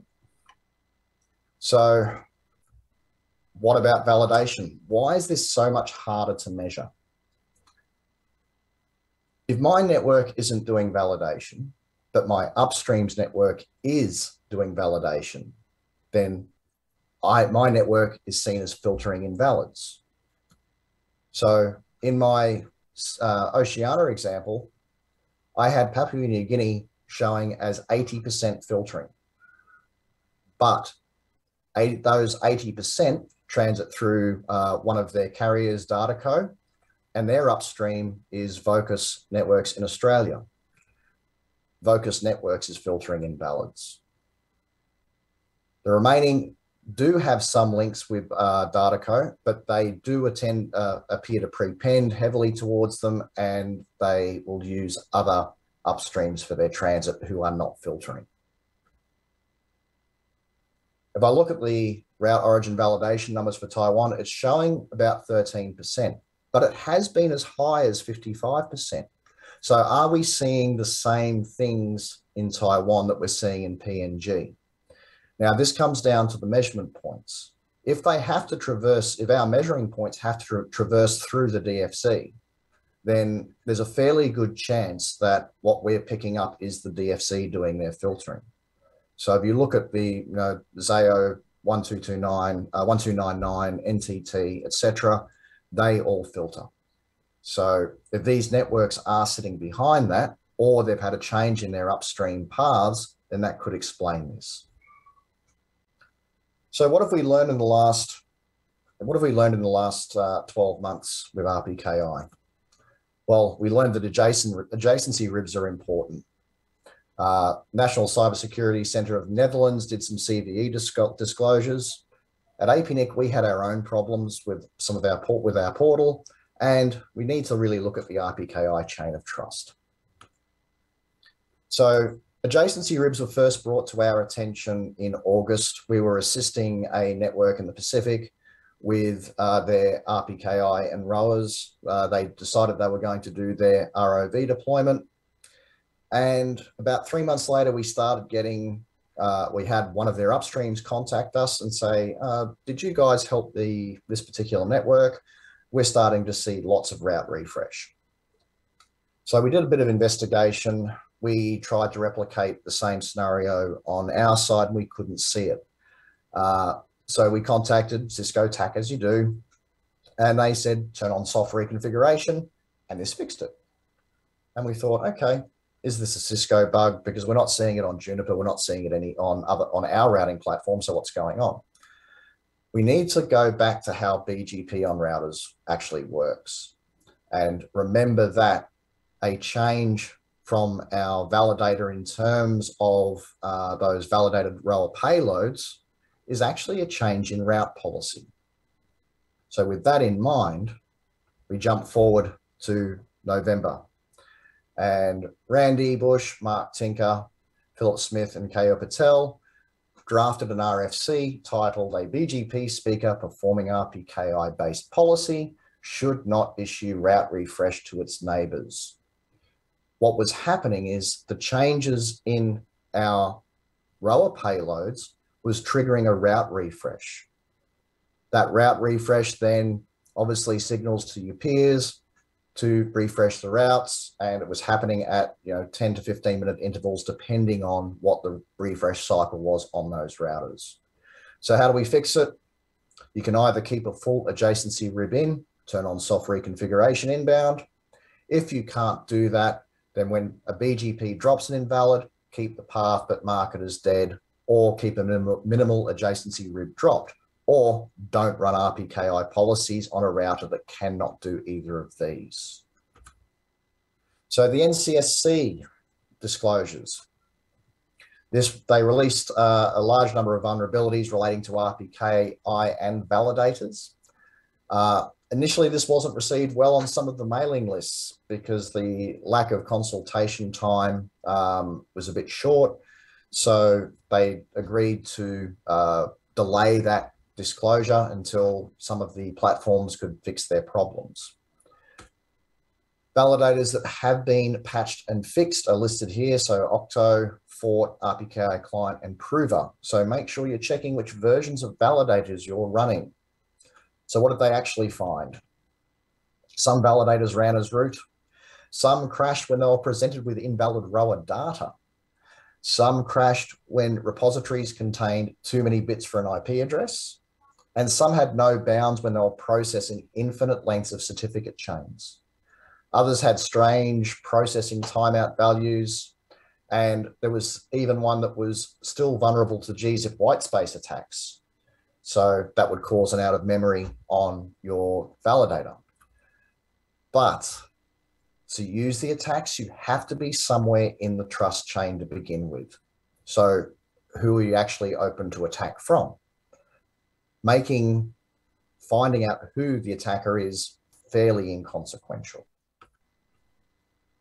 Why was the right validator not mentioned? Well, RIPE had already announced that they were going to be supporting their validator after July 2021, so there was no need. And there's a link there to the NCSC disclosures on the RIPE blog. Sadly, not all of the issues can be fixed by relying party software. Some of them are on the router side and some are in the protocol, and there is now a draft RFC to deal with some of these issues. So how did the APAC-TWNIC portal contribute to this? So I'll refer back to an article written in 2020 called The Rise of the Invalids. A lot of the invalids we were seeing around that time was due to max length. And what we surmised was that due to our interface, there was an assumed max length at the rower creation. So when you created a rower in the My APAC-TWNIC portal, it would automatically fill in the max length with the value of the prefix you'd already defined. So some people were more than likely going, this is what I need to put in here, and they left it there. They did have a covering aggregate, so routing was working, but any of their traffic engineering was more than likely going to be suboptimal. So we've removed this default in My APAC-TWNIC UI. It's a fairly simple fix. So what can you do? Clean up your BGP before you go and create rowers. Make sure you understand what you are announcing to your peers and only create rowers for what you advertise in BGP. Follow the minimal rower concept. If you are running a multi-ASN network, check and double check where your routes are originating from. This will also solve your invalid ASN problems. Remember, you can have multiple rowers for the same address space. Valid will win over invalid, and not found is always better than invalid. What other problems do we have with the portal? We were running a RPKI workshop in Western Australia in Perth in November last year. And during that session, there was actually an active hijack occurring during the session. When we were talking to the participants and telling them how to import their routes that are in BGP through the portal, it was recommending that the members import the hijacked routes. So how do we fix this? Short term, double check the routes that are being recommended for importing, validate that data against what you know you are originating. Longer term, we're doing some back-end validation at the moment, not far off from being released. That will be able to match resources against visible routes and warn and advise you what action is going to happen to those routes if you don't, or if you're based around the rower that you're creating. The chain of trust. APAC-TWNIC are a little bit unique in terms of the fact that we have multiple NIRs within our region. LACNIC has 3 in theirs, but we have 7. So where does that all fit in with the chain of trust? As APAC-TWNIC, we delegate resources and certificates down to the NIRs for them to allow their members to sign resources. So in terms of NIRs and RPKI, JPNIC is running full self-hosted with delegation, as are TWNIC, CNNIC, and IDNIC. KRNIC is still implementing, but IRAN in India and VNNIC do not have their own portal for doing this. So at the moment, you still have to go through a manual process through IRAN or VNNIC for rower creation. So those of you who haven't done it, sign your rowers. Be good BGP neighbours. And any questions? Thanks, Dave, presentation, and he gave us the many valuable observations for global and Taiwan statistics in RPKI and ROV, and the many lessons learned. You have any question or comments? Please type your question in the chat room or raise your hand on the venue. Do we have any questions from our online or on-site participants? Okay, I think because we are already a little bit of delay, so maybe we can move on for the moment and leave the questions to the last part. Thank you. Okay, so let me introduce the second speaker. Second speaker is Taiji Kimura. He is a researcher of JPNIC. Taiji has been involved with building, operating PKI, and research on information security in JPNIC since 2002. He enjoyed everything such as architectural consideration, system design, development, and customer support. His current focus is about deploying security mechanism. His speech topic is how to deploy the security mechanism ROV. Let's welcome Taiji. Taiji, it's your time. Hi, thank you. I will share my slides to you. Okay.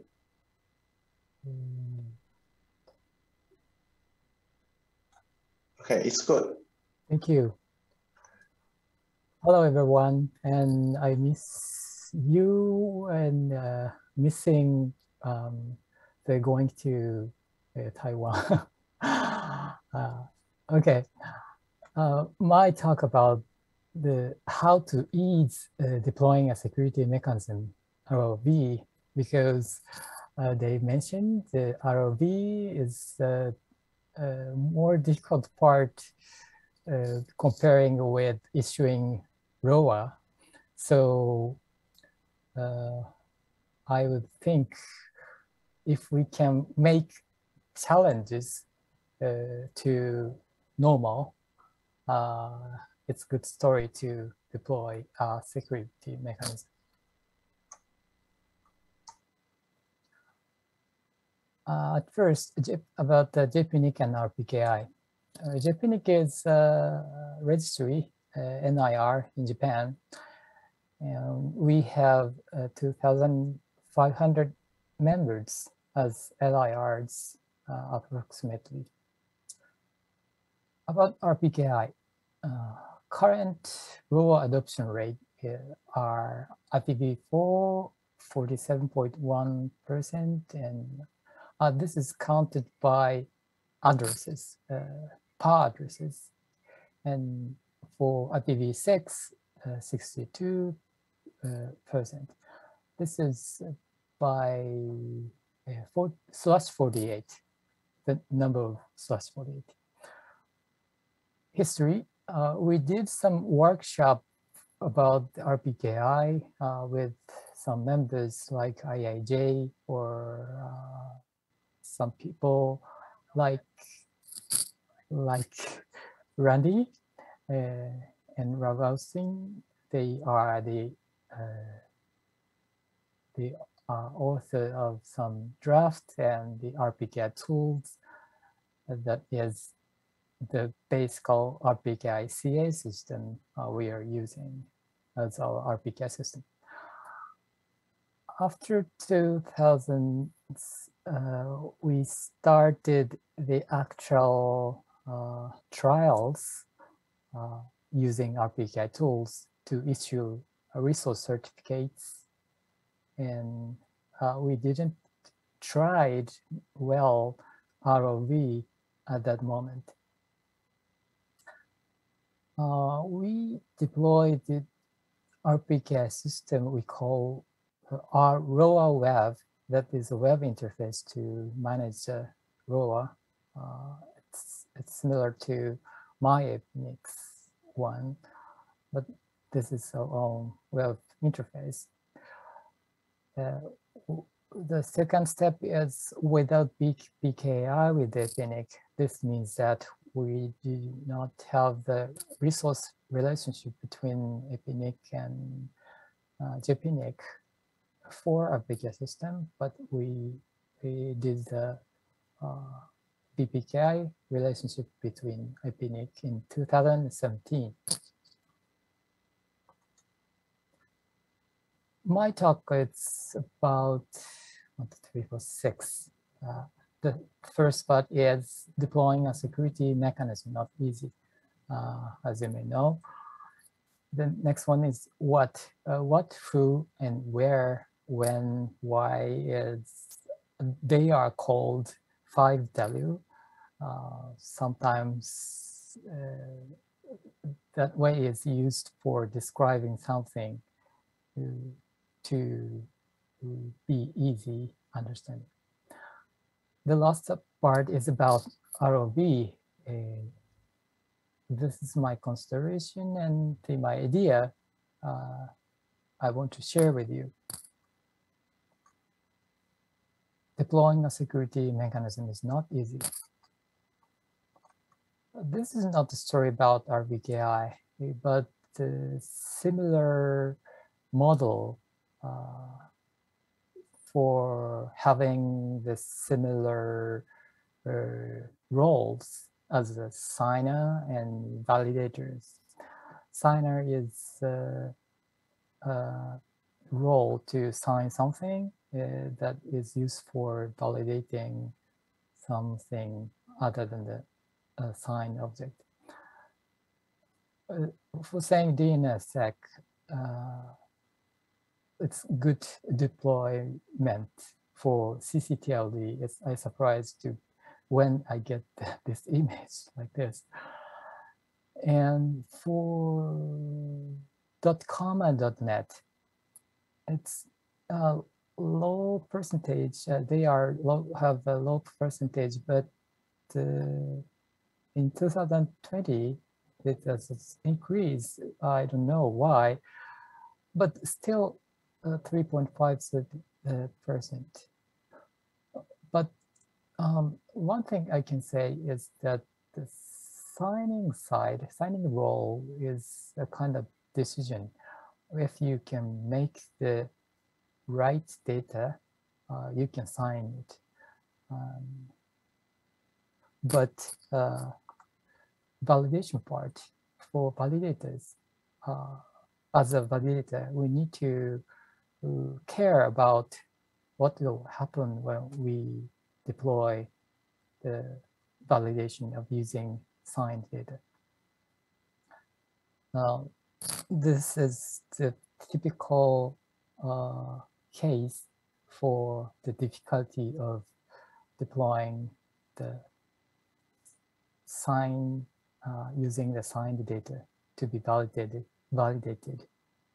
where the application to validate something like DNS zone data or BGP update messages. So deploying a security mechanism is not easy. I think it's a kind of typical saying. And the digital signature is a scalable system for worldwide. And if we take the digital signature system, the validation role will be, we face the similar situation. Digital signature-based mechanism requires two-party signers and validators. Signing is designed not to have much risks, to be lower risks when deploying. Validating will have actual effects and some risks. We know it's a good thing to deploy validation because we can find some mistakes or malicious data, but we may find false positive or false negative. We may have either. And the last part is important. Deployment is always partial. Not everyone starts at the same time. So this kind of security mechanism have the same deployment scenario. We need to care about the partial deployment. Okay, let's look into ROV as a partial deployed security mechanism. 5W. What deploying ROV means? It's a matter of changing what is working. As you know, I know, the internet is working. And if we said, let's deploy the ROV, we often think, why? It's working. Why do we need to take some risks by deploying something? We know it will have good effects. Malicious or misconfigured BGP routes can have lower priority automatically. Automatically is the new thing for ROV. If we configure the route filters, it's by hand. It will have risks, but they are uncertain. That's the point. Invalid prefix may have been used. Even the invalid, its prefix may be used for some users. So we need to find who are using and fix if we know who are managing ROA. It's also the difficult part. If your roads makes invalid, its prefix can lose reachability. So it's a kind of a management problem issues. We need to keep roads right. Dave said it's a minimal policy, minimal rules to issue the right rule. Okay. It's about the uncertain things. Let's clearly see what could happen. And feedback loops for operators on ROA and ROV will be needed. Who and where will be affected by ROV? We are in Taiwan, and we have two roles. One is ROA operators, and another is ROV operators. So we can take the feedback loop between them. But when we published our own ROA, the roles are in worldwide. Things happens anywhere. Invalid rules propagated, and ROA different from BGP routes. So if the ROA different from BGP routes are in Taiwan, Taiwan operators can fix the problem.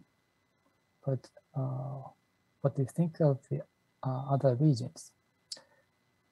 Misoriginated BGP routes can be coming from other networks and are going to them. The BGP routes are worldwide. So it's important to having a contacting to other operators in other regions. I started RPK Slack to have such channels, but it's not widely used. So please contact me if you are interested in. When will be affected? This is the timeline. You can see the left to right. IP address allocation or transfer, ROA creation or modification, ROA publication. It could be very short time. Relying party software validates ROA. At the time, we can find inputted as numbers to some specific ROAs. So this is kind of one feedback loops, and it could be easier comparing with worldwide. I don't know the GUI by TWCERT. Maybe you can see the difference between ROA and BGP routes. We, as a TWNIC, is trying to serve such user interface. After the validation of the ROA internally, BGP router changes flags and routes. Then, in during this bar, you'll find some issues worldwide. Someone in Taiwan or worldwide find errors. Then we'll have the feedback loop, the second one. So we want to make this line shorter. If this line is shorter, it could be good if it realize the good feedback loops to modify the rollout. Why we deploy ROB and why didn't do it yet? ROB will make a protection of use of IP address in AES from misc-originated routes. They could happen in other networks or in your customer networks. But it's a point, incidents do not happen often. So it's a kind of dangerous spot, or we did not experience it yet. So we don't have much motivation to validate, deploy ROB in your network. But they are happening in worldwide. So let's find out clearly why we didn't deploy ROB yet. It's the reason why we didn't experience it yet. If we can know what will happen and can have confidence to manage them, the confidence is the point to manage the ROA and ROB. I put some points. This is the last slides. Some confidence items to have, we can say, secure the ROB. Okay, summary. How to ease deploying a security mechanism. We know the mechanism is worthy to adopt, but it has uncertainty because its property. From 5W, if the reason not to deploy is uncertainness, let's clearly see what could happen when deployed partially. The second one is needed feedback loops for invalid routes in TWNIC, in Taiwan community, and in other communities. It's a problem. It's an issue. It's not the issue in not in Taiwan. It's for worldwide. They are also important as communication channels when error occurs. Let's make uncertain things into confidence. The confidence, for example, ROB can protect specific BGP routes. We need to make sure this is the right thing. which route will be invalid? Are there any users using it? How do we know errors and manage them? That's all for me. Do you have any questions or comments? Hey, thanks, Taiji. Thanks, Taiji's wonderful presentation for sharing the ideas of the consideration of deploying ROV. Because we will leave the Q&A after all speech are finished. So let me go to the next speaker. So I introduce the third speaker. The third speaker is the Dr. Yoshinobu Matsuzaki. He is the senior engineer of Internet Initiative Japan and a member of the APAC-TWNIC Executive Council. Dr. Yoshinobu Matsuzaki, also known as Mas, began his career working for a commercial ISP in Japan in 1998. He has more than 2 decades of network operating experience with the backbone network team. He has spoken and presented at many network operators communities around the world. His speech topic is RPKI deployment experience at IIJ. And let's welcome Mas. Mas, it's your time.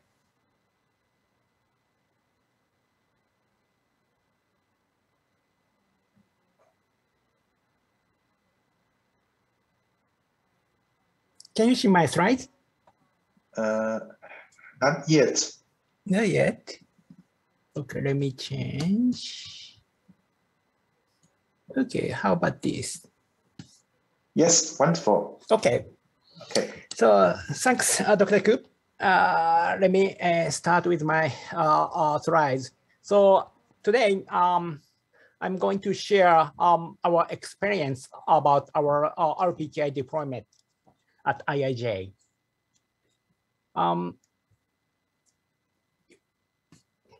So let me introduce a bit about IIJ, where I work. The official name is Internet Initiative Japan, and founded in the early days of the internet as a commercial ISP in Japan. It's very much in the textbook style of network operation, as well as actively adapting new technologies like IPv6, DNSSEC, and RPKI. IIJ focuses on the enterprise market and has large companies in a variety of industries as customers. In fact, this affects us in our RPKI implementation, but more on that later. IIJ also provides services for consumers, and in fact, we are providing a variety of internet-related services such as cloud computing and security and data centers, but I won't go into that here. Our AS number is 2497, and we also have registered information on PRNDB. So if you are interested in our network details, you can check through the URL there.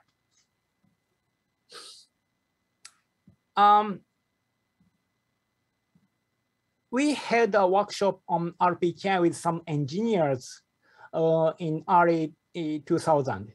But for a while after that, we just watched the development of the technology. In 2019, our engineers were interested in trying RPKI. I guess this was motivated by the fact that AT&T and other major ISPs were starting to enable ROV. After preparing the necessary servers and studying the router implementation, we reached the state of readiness for trial in March 2020. Our backbone is mixed of Cisco and Juniper routers. Therefore, we verified various compatibility and parameter adjustments through the testing. By July 2020, their engineers felt comfortable enough to introduce RPKI to our network. And the deployment process began in full swing. So to enable RPKI in our network, we reached an internal consensus, including executives and sales and the support team, set up an operational structure, and contacted our peers. In October 2020, we created several roles and introduced RTR configuration on our production network. We then began operation to register roles and drop role invalids in November 2020. So this is a brief description of role. It's an object state which is authorized to originate a particular IP prefix. You can use internet registries system like an TWNIC or JPNIC or APNIC to create your role. Or if you really want, you can set up your own RPKI and have the authority delegated from the parent RPKI to create your role. As we received the most of our number resources from JPNIC, we decided to use the JPNIC system as it's easier for us. In other words, we adopted the hosted model. So to create a role, a JPNIC account is required because we need to use the JPNIC RPKI system. At IIJ, our LIR, so local internet registry team, manages this account. This account is authorized to do various operations on our holding IP blocks. Of course, you can create roles or change DNS setting, and even you can return IP blocks. In a word, too much privilege. In order to manage roles at our NOC, JPNIC account was given to our NOC team, but it's of course too much privilege. So when managing role at NOC, we have defined our operational procedures carefully, not to avoid accidents. Here is a role life cycle at IIJ. Our LIR team creates an AS0 role for IP blocks that have not yet been announced by IIJ, such as those immediately after being transferred to IIJ. In fact, there was a hijack case in which an IP block that was previously transferred to IIJ was advertised by malicious third party. So this is a measure to deal with such a case. Then, when actually announcing the prefix, our NOC team deletes the S0 role and creates an S2497 role for the prefix. The prefix is then actually used after announcement, assignment, and etc. Our basics policy on role is as follows. We create roles for all our PAs, provider aggregatable addresses. The max length should be the same as the announcing prefix length. This is also recommended in the RFC 7115, as people mentioned before. We assume it is also useful to prevent accidents and also intentional route hijacking. IIJ basically does not allow punching holes, but there are some cases where it is absolutely necessary to do that. And in that case, they should be considered when creating roles. Since a role will be created for the covering provider aggregatable address, PA, a role must be must also be created for the punching hole, or the punching hole will become as invalid. So LoRa for those punching holes should be created in coordination with the relevant customers. So we need to contact the customer, which is should be the originating edge of the punching hole. When we actually created the LoRa, we found a variety of situations.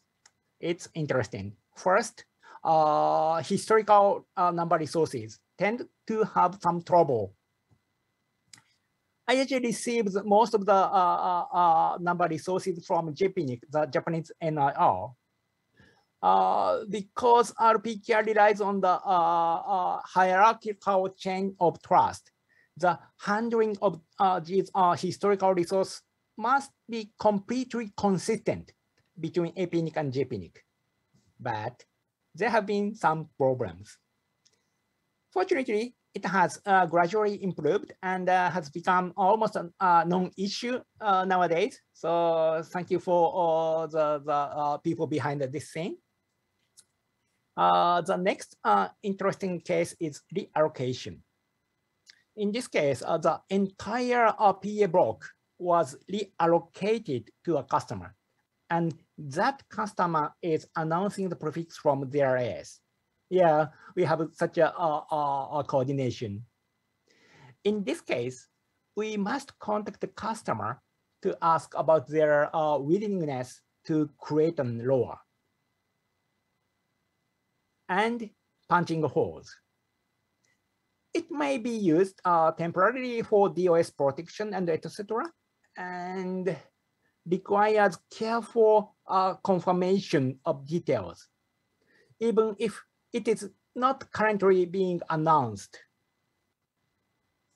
Please note that an LoRa should not be created for the covering PA until this has been confirmed. Otherwise, the punching hole will be treated as invalid, and the customer's need will not be achieved. So yeah, we did our best to create a LoRa. Now, IIJ's LoRa coverage is like still under 40%. Why? Because there are many customer PI blocks.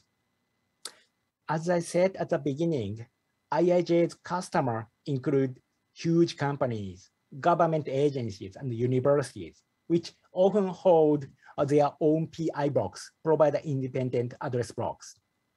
However, they are not interested in BGP operation, and they ask IIJ to originate and announce the prefix for them. Such practices are common in Japan. In the RPKI system, number resource holder is authorized to create a LoRa. So as PI holders, the customers themselves need to create their own LoRa. We need to explain to them the needs and the risks of LoRa and need to encourage them to create LoRa. More to the point, we need to get them access to the RPKI system to properly create a LoRa. This is quite a challenge and an area that requires a continuous effort. The next topic is route origin validation, ROV. This can be considered as a route filter based on LoRa's. You can apply this route filter to incoming BGP announcement and apply policies based on matching status. Routes detected as invalid can be dropped, or some BGP attribution can be set, or depending on the network, it may simply be used for monitoring purposes. To enable ROV, RPKI cache is needed that collects LoRa's and then build up a verified list based on digital certificates and send it to routers. Based on this list, the router applies the policy to the received BGP announcement as configured. Let me explain our basic love policy. We enable love for our peers and upstreams. Currently, we do not apply love for our BGP customers. This is because our BGP customers are subject to strict prefix list and ASPAS-based route filtering, which reduces the risk of hijacking. In the future, we are considering enabling love for our BGP customers as well to automate our route filtering operation. We decided to drop the invalid by love. Other matching statuses, such as valid, unknown, and unverified, are treated as the same without any particular difference. We have installed RPK cache servers in several POPs in our network. Each router is connected to 2 servers at different POPs and with different software implementations for redundancy purpose. One RPK cache server takes connections from roughly up to 20 routers. One thing that could be improved is that each RPK cache server is fetching loads. Considering the loads on the publication server side, it may be better to consider a system where only the representative server fetches, right? But not yet. One of the major challenges in enabling love was convincing the sales and support team. Fortunately, they understand the need for RPKI and love for routing security. That's good. However, they seemed concerned about the impact on reachability. Since we decided to drop the invalid, they concerned that this would make some destinations unreachable. Yes, it will. As of September 2020, when we were considering enabling love, there were about 3,000 invalids. This represented about 0.3% of full routes at that time. But it's hard to tell if it's too many or low enough. So our NOC team decided to study the impact a bit more. In many cases, we have found that the dropping invalid does not result in loss of reachability because of the covering prefixes. I know that not a few operators use suboptimal prefixes for their traffic engineering. And we guess that these suboptimal prefixes are missing from consideration when creating loads at some networks. Excluding those, about 0.1% of full routes was going to be completely unreachable. Our net flow data showed that there was almost no traffic to these destinations. In some cases, it seems that the invalid is created for research purposes. And in fact, we even intentionally created an invalid lower during the trial phase to check the RPKI. As a result of these studies, we concluded that dropping invalid would not affect that much our customers. We did have some requests from our customer support team. First, they wanted a tool to find out if the love was affected when looking into reachability issues.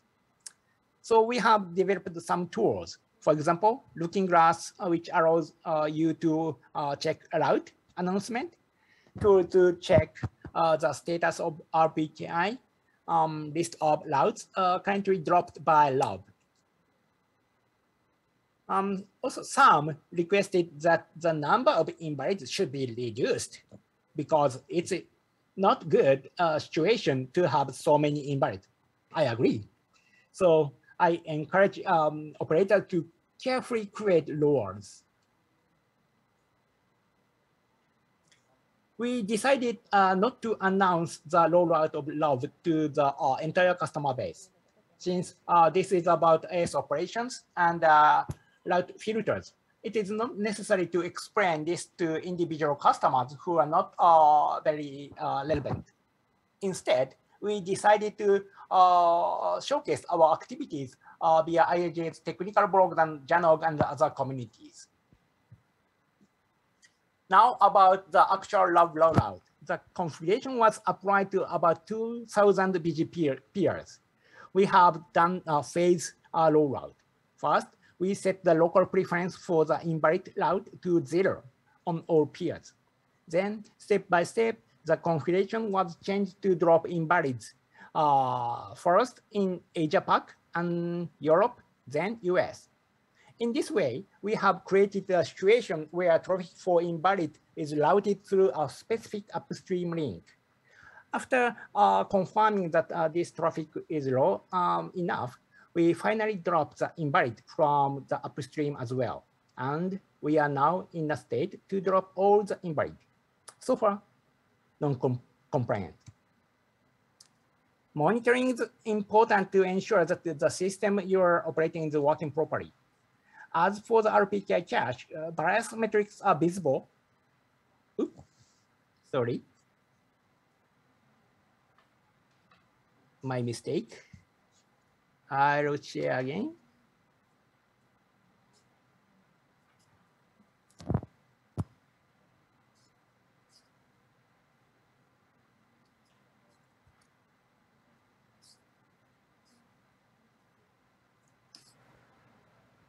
As for RPKI cache, various metrics are visible and can be easily integrated with monitoring tool. That's good. The question, however, is what to alarm about. We are still wondering what event we should respond to, as we are often unable to fetch loads from some RPKI publication servers. Routers are difficult to check. There is no RPKI-related MIBs. That's not good. To create a list of dropped invalid, we run the script that periodically log into the router and execute commands. Let me share a recent case. This was happened on 21st April. So it was about 3 weeks ago. Excuse me to interrupt, Mr. Matsusaki. Yep, your screen seems not sharing with us. Can you please confirm? Okay, let me try again. Okay. Sorry. Yep. How about this? Still no. No. Yeah, the screen is black now. Black. Okay.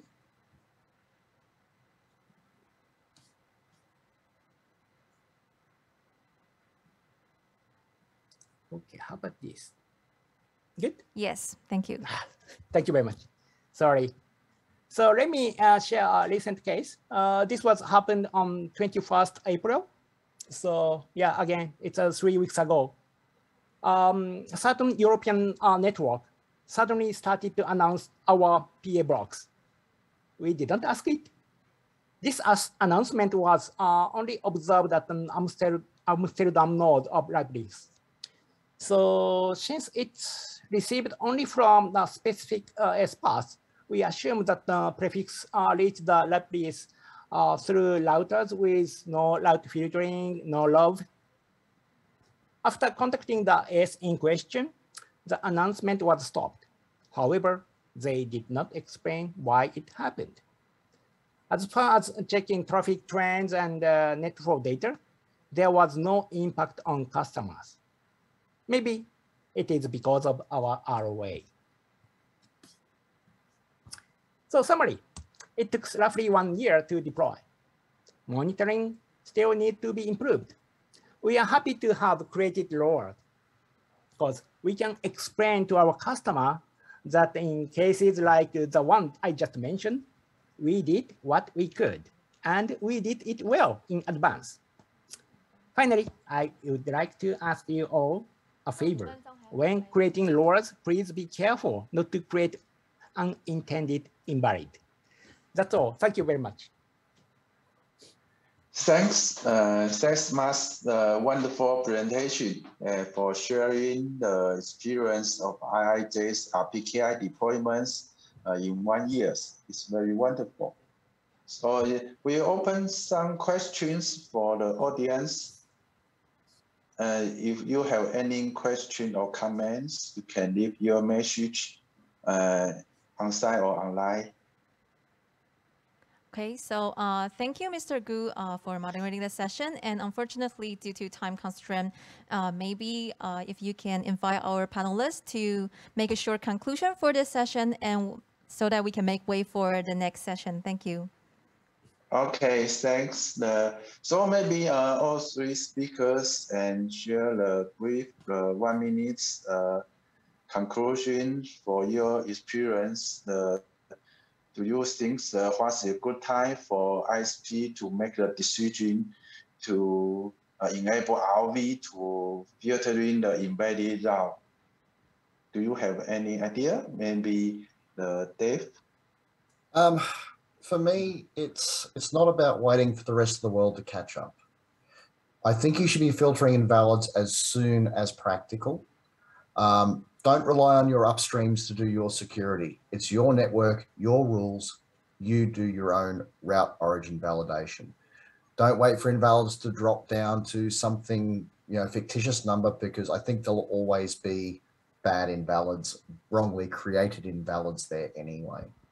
But when you are implementing ROV, like Mars did, be cautious. Maybe drop the local preference on things that are flagged as invalid. Profile your network. See if any traffic you've got from customers is going there. It may well be legitimate traffic from your customers to those end sites. You don't want complaints from customers because they pay your salary, and let's keep them happy. So yeah, that's probably where I sit on that. Okay, thanks, Dave. Taiji, to make some conclusion. Yes, in Taiwan, we have a large percentage of the covering rate of ROA for the IP addresses in Taiwan. I think that's the issue of mine to deploying a security mechanism. But you already reached out that's a good percentage for issuing a ROA. So for saying ROV, deploying ROV, we talked about the minds of uncertain things from my story, and good example from Maz, and many updates from Dave. So please see our slides, and please consider your deployments of the it's a kind of difficult part, but you did well. So please consider deploying it. Thank you. Thanks, Taiji. And Mas, could you give some conclusions? Yep. So by enabling LOB, probably you can guarantee the domestic or regional communication even during the hijack event. So it's worth to adopt. And also, please be careful when creating your laws. That's my comment. Thank you very much. Thank you. Thanks all speakers and the audience. We will end of this session. Thank you, Mr. Gu, for moderating the session, and also thank all the panelists for a very fruitful sharing and discussion. Ladies and gentlemen, we will now move on to the third and also the last workshop of today for TWCERT CC. In this workshop, we will focus on cyber threat and vulnerability handling. Cybersecurity is very important because it protects our data and our service from potential cyber threats. This workshop will share the processes, practices, and case studies of cybersecurity events, as well as vulnerabilities handling. The moderator for this session is Dr. Ying-Da Lin. Dr. Lin is a chair professor of computer science at National Yangming Jiao Tong University in Taiwan. His research interests include network security, wireless communications, network softwareization, and machine learning for communications. Ladies and gentlemen, please join me in welcoming the moderator for the workshop, Dr. Lin, onto the stage first. And before I hand the floor to Dr. Lin, please allow me to make sure to check with all our panelists online to make sure that you can hear us well and clear. First of all, let me check with Mr. Guan. Mr. Guan, can you hear me well and clear? Mr. Guan? Yes, if you hear me, can you please say hi to the audience so that we can check whether your sound is hearable right here on site? Yes, hello. Yes. Hi, everyone. Yes, perfect. Okay, moving on, Mr. Wahid, can you hear us well and clear? Yep. Good. Okay, last one, Mr. Ito, can you hear us well and clear? Yep. Okay, good to have you. So now please welcome the moderator for the session, Dr. Lin. The floor is yours. Thank you. Today, in this panel, we have three distinguished panelists. The subject is on cyber threat and vulnerability handling. I'd like to say hello to three of you abroad. The first one is Alban Kwong. He's a director of East Asia of CSC East Asia, and I think Alban is based in Hong Kong, right? Yes, I am. Okay. And his specialty is on online brand protection. Okay, and today he's going to share his view about the difference between the threats and vulnerability in the network world and the internetwork world. And he will say that different from the network world, that we have zero-day vulnerability, but in the internetwork, we will see a lot of identity abuse, which is a common practice by hackers. So we'll see the difference between these two. And the second panelist is Ali Wahid. And he's a senior internet security specialist of APAC-TWNIC. And I think Ali is based in Indonesia, right? Or Malaysia? Brisbane in Australia. I'm Malaysian, but I'm working from Brisbane today. Oh, okay, Brisbane. Okay, nice place. In Australia, okay. And Ali is going to talk about what they observe on honeypots, and I think that the honeypots catch a lot of hacking activities, so he will share with us on this. And the third panelist is Tomotaka Ito. Okay, and he's an international collaboration specialist from TWCERT. And I think Tomo is based in Japan, Tokyo, Japan, right? Right. Okay, and his specialty is on early warning, of cyber threat. And today he's going to talk about CVD versus CVE. CVD as the short name for Coordinated Vulnerability Disclosure. And he will say that we need this mechanism in order to carefully select the right time to disclose the vulnerability information. Mm-hmm. And otherwise, if you disclose at the wrong time, there'll be a lot of loss. A lot of hacking activity. Okay, mm-hmm. So you need to disclose at the right time. And also he would argue that Right now, in Japan, there's a local CVD mechanism, but that mechanism needs to be globalized. And we will see why and how difficult it is to achieve that. So I'm going to pass the floor to the three panelists, and each would have 10 to 15 minutes. When the time is up, I will need to send a signal to you so that you could end up your talk. Okay, and let's start from Alban. So Sure. Alban, you have your slide ready? Yes, I do. Just Okay, give me very one good. moment. Yeah. Thank you very much, Dr. Lin. Very nice to meet everyone here. Very glad to be in this conference and participate in this particular panel as well. So the topic of our panel is called cyber threats and vulnerability handling. Cyber threats are really general concept, and vulnerability is a little bit more specific, but probably one part of all the overall cyber threats, I would say.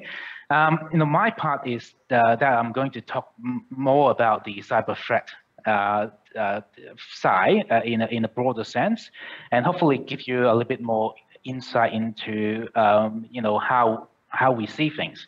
And I think that my part might be a little bit more philosophical, so please bear with me.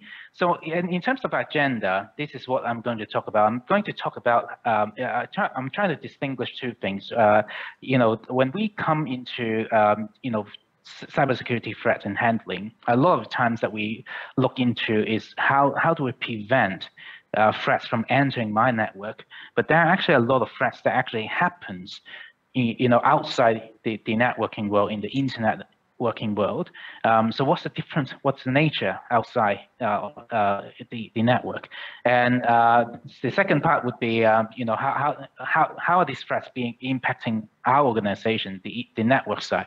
So, back to the basic. I'm just not going to go through this. We all hear Vince speak this morning as well.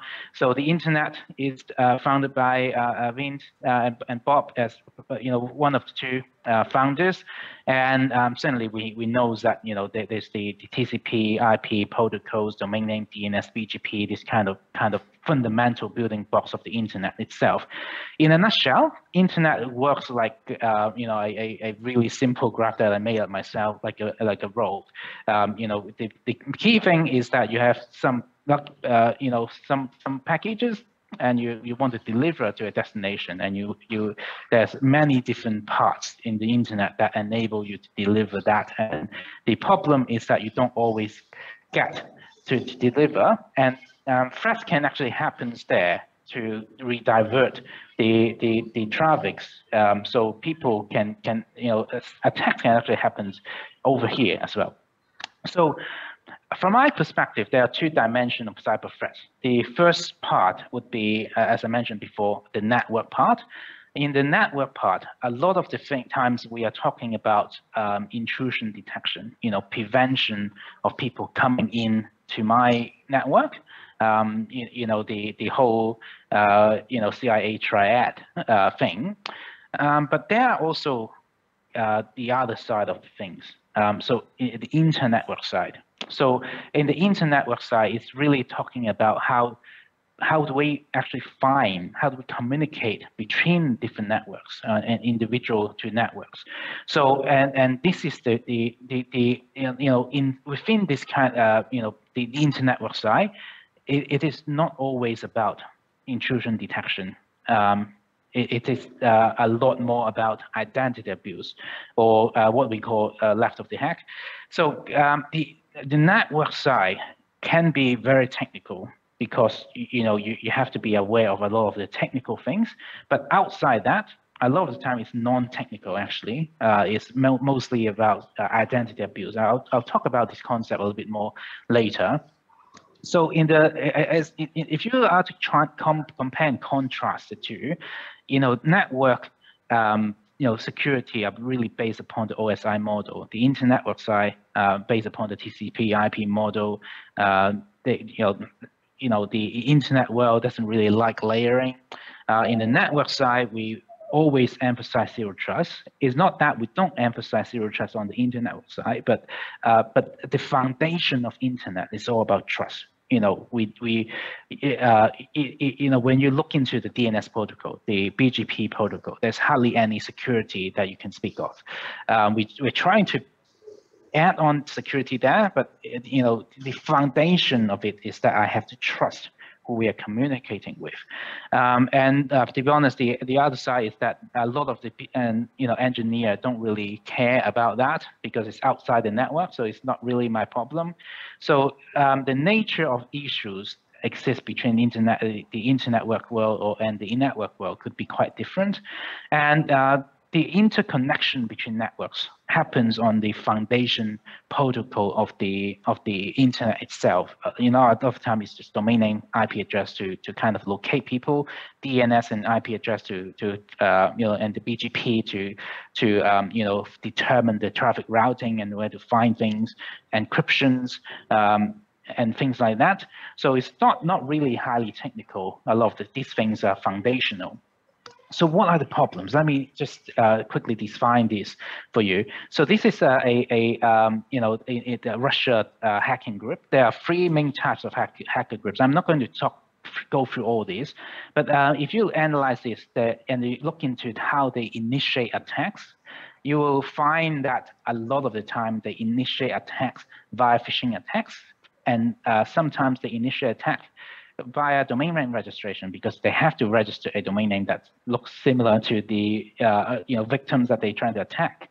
So to give you an example, you know, APAC-TWNIC or Cozy Bear or Dark Halo, there was a research from Capacity Lab, a Russian-based research firm, that's actually found that one of the recent attacks that is dated in September 2021, they found that this group actually, you know, trying to do, you know, DNS hijacking, and the way that they're doing it is quite interesting.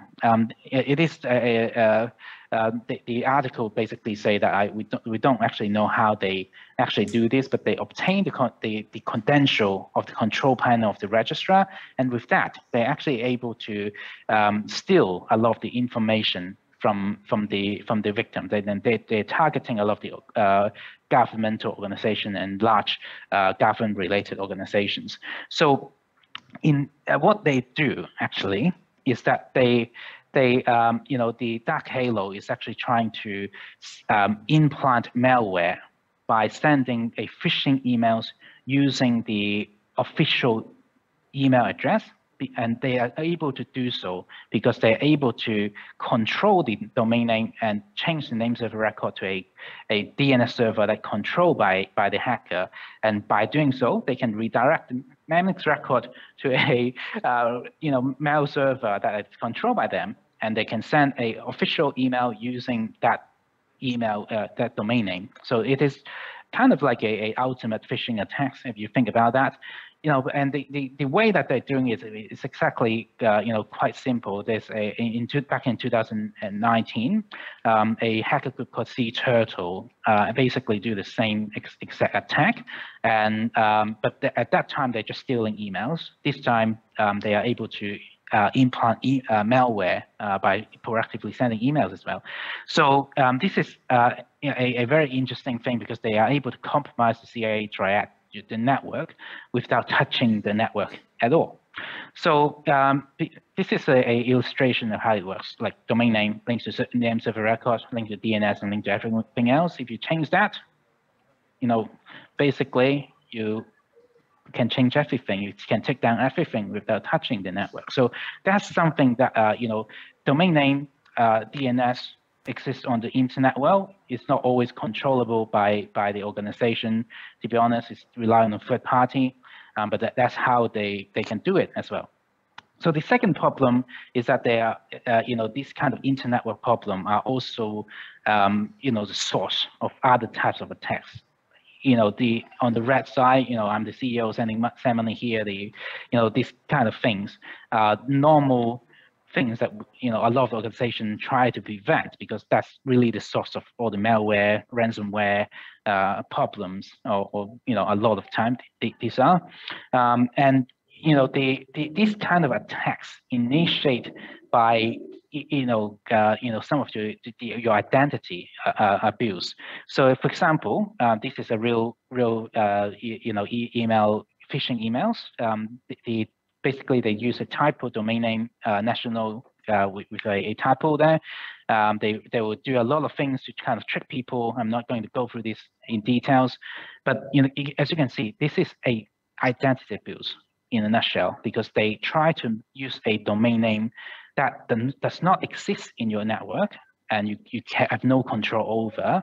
It defines who you are, and they misuse that in order to trick people from being clicking a link or something and sending money to wherever they direct you to. And the other examples are like Baidu as a internet giant in China. There are a lot of phishing sites that we can find, and they use various different domain names similar to Baidu. And you can see, what if you click that button to search? Would that actually inject a malware? Would that hijack your account when you log in there and things like that? Apps is also something else as well. So there are numerous different news talking about how apps are being hijacked. There were once a malware that actually tried to mimic the big four Australian banks apps and steal the two-factor SMS codes as well. That's actually dated back quite a few years ago. But if you look into a lot of phishing attacks that we know as a source of a lot of the other attacks types, there are three main types of phishing attacks. They can either be a malicious domain registration, they can compromise your legitimate domain name, they can spoof your email headers. The first and the third types are basically pretending to be your organization. The second type is basically stealing your identity, your actual domain name, to cause the confusion.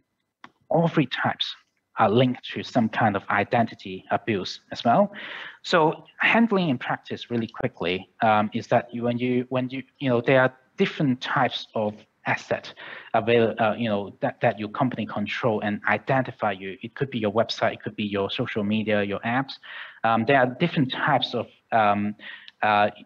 things that you can do to actually handle the problem if there's a problem exists. Website is a bit more confusing because you have to distinguish technical and non-technical. Not everyone will deal with the non-technical issues.